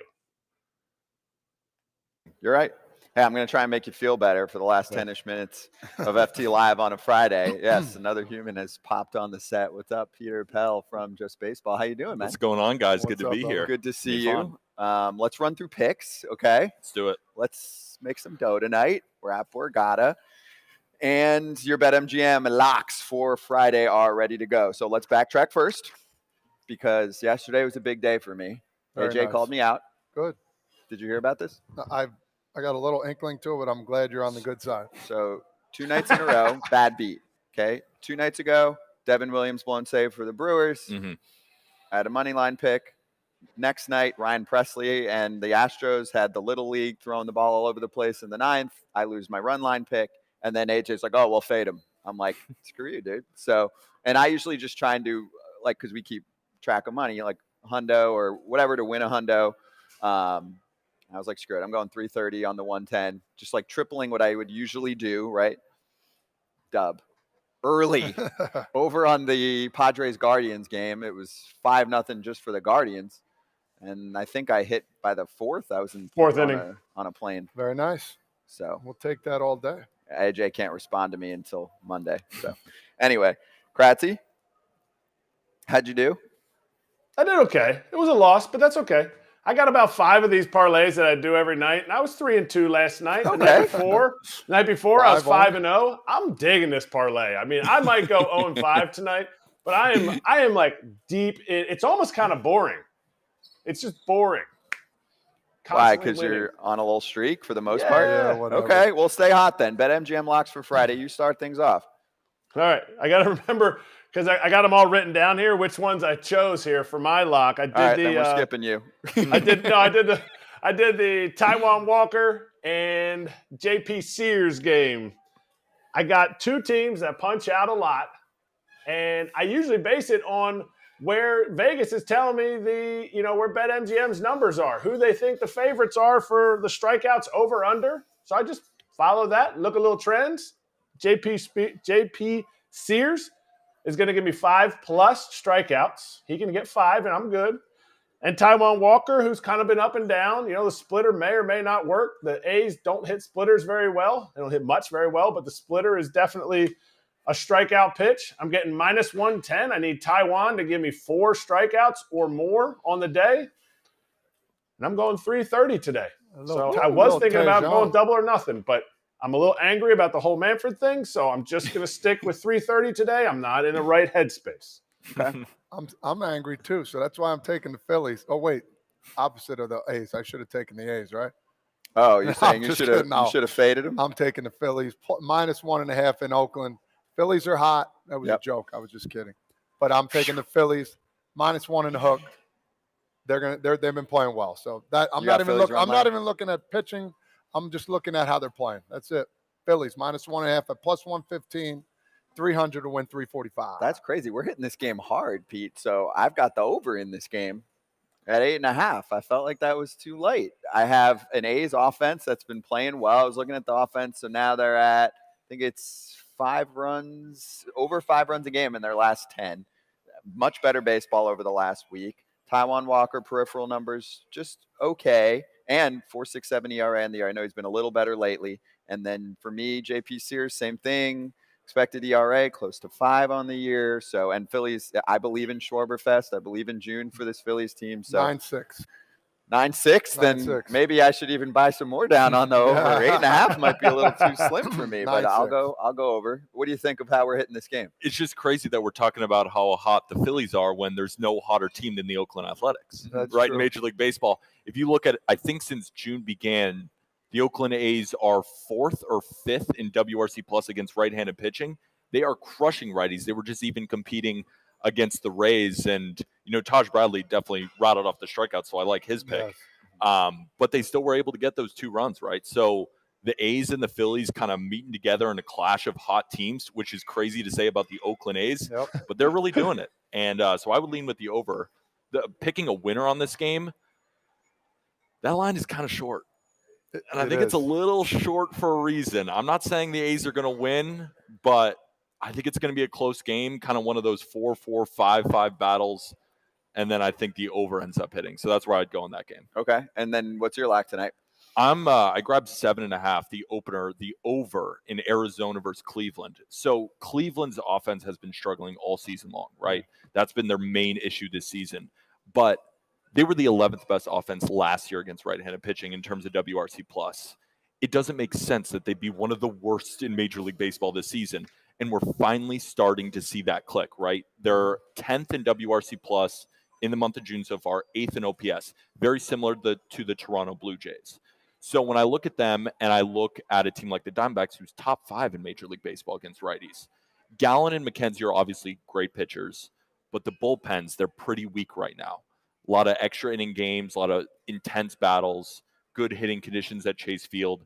So 7.5, it's too low. It's too low. I'm going over. I'm with you. I think I'm going to do it too. He just convinced me. The way he talks, his mannerisms. I follow vibes. I'll tell that. Let's do Nerfy picks too. And first off, we got new photos. Oh, let's here go. We go. I like that. Looks like John Kruk. Unbelievable. Pete made the board. I'm making I the like board. it. Your BetMGM locks for Friday. Have fun with it. You're welcome. Kratzy's is the best. Look at Kratzy. I love that shiny helmet. Peter's picture though, it looks like you're on like a drug commercial picture. Like, you can take Varantac. I thought I looked handsome. You don't think I look handsome? No, you look really like a model, like that kind of thing. Like you look like you're like running through you're about to catch a Frisbee.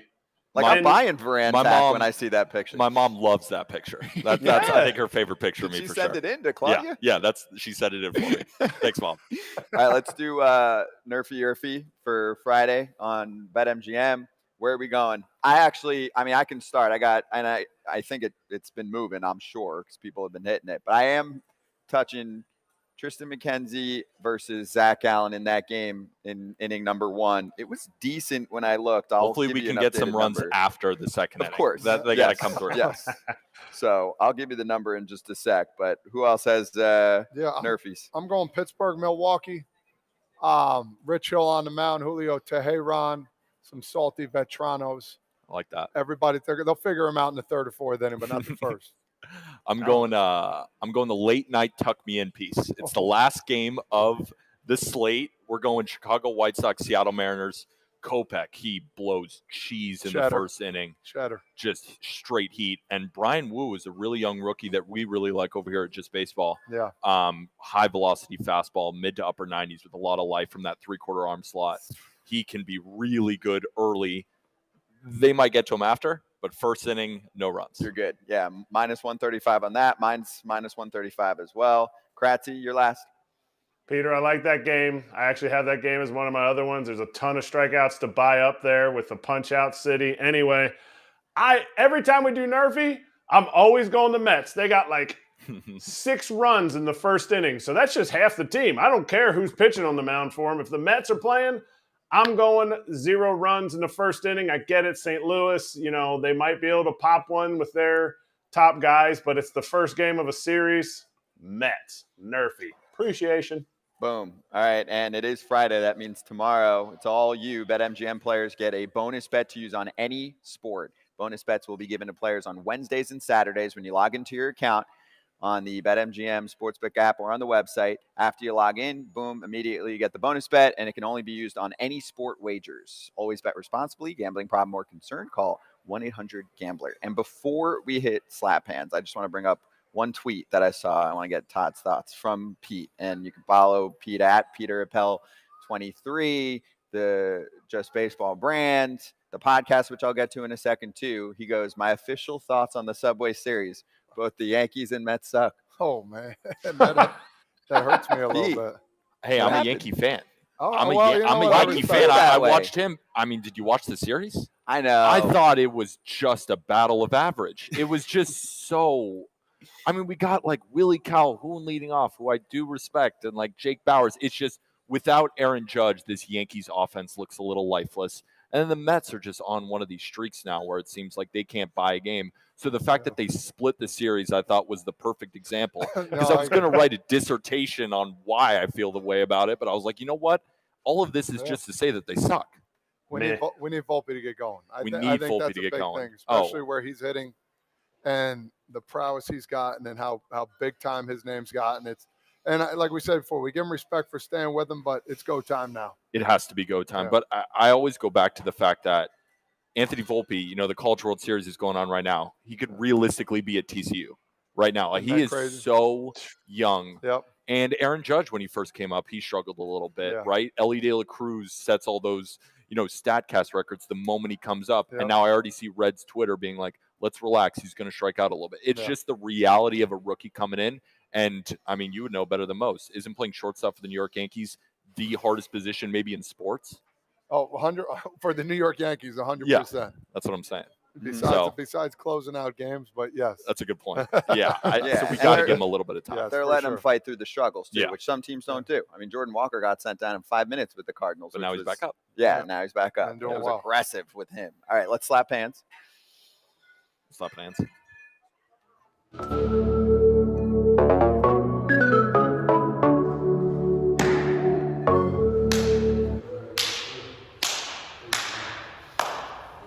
Kratz hats, you go. Well, now we're talking about the Yanks. Next one on the list was my Yankees hat from the very unique 2020 COVID postseason. The boys were all out in San Diego, staying in a resort. No fans in the stands except for the Kobe's up in the suite and some families up in the other suite. It was a crazy time, but it was my last year playing. Last hat I ever wore.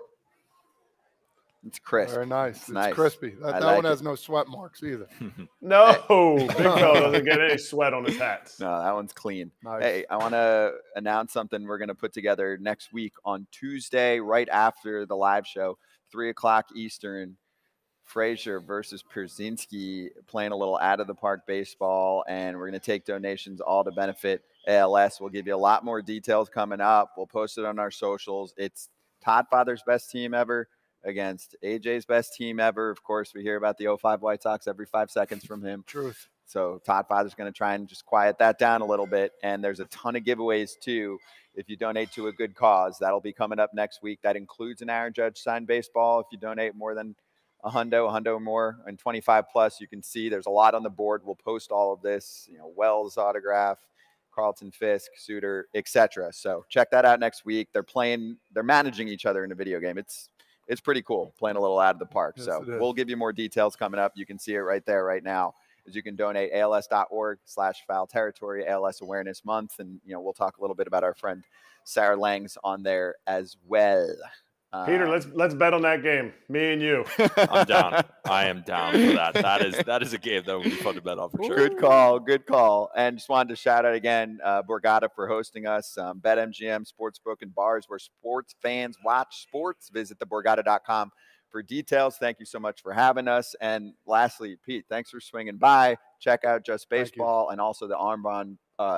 Let me say it right. Arm Barn podcast. Arm Barn podcast. What's been good? Give us one thing to look forward to on the pod lately, or that you guys have written about. Yeah, on the Just Baseball show. So it's myself, Arm Layton, and Jack McMullen, and we have Walker Buehler on every Monday.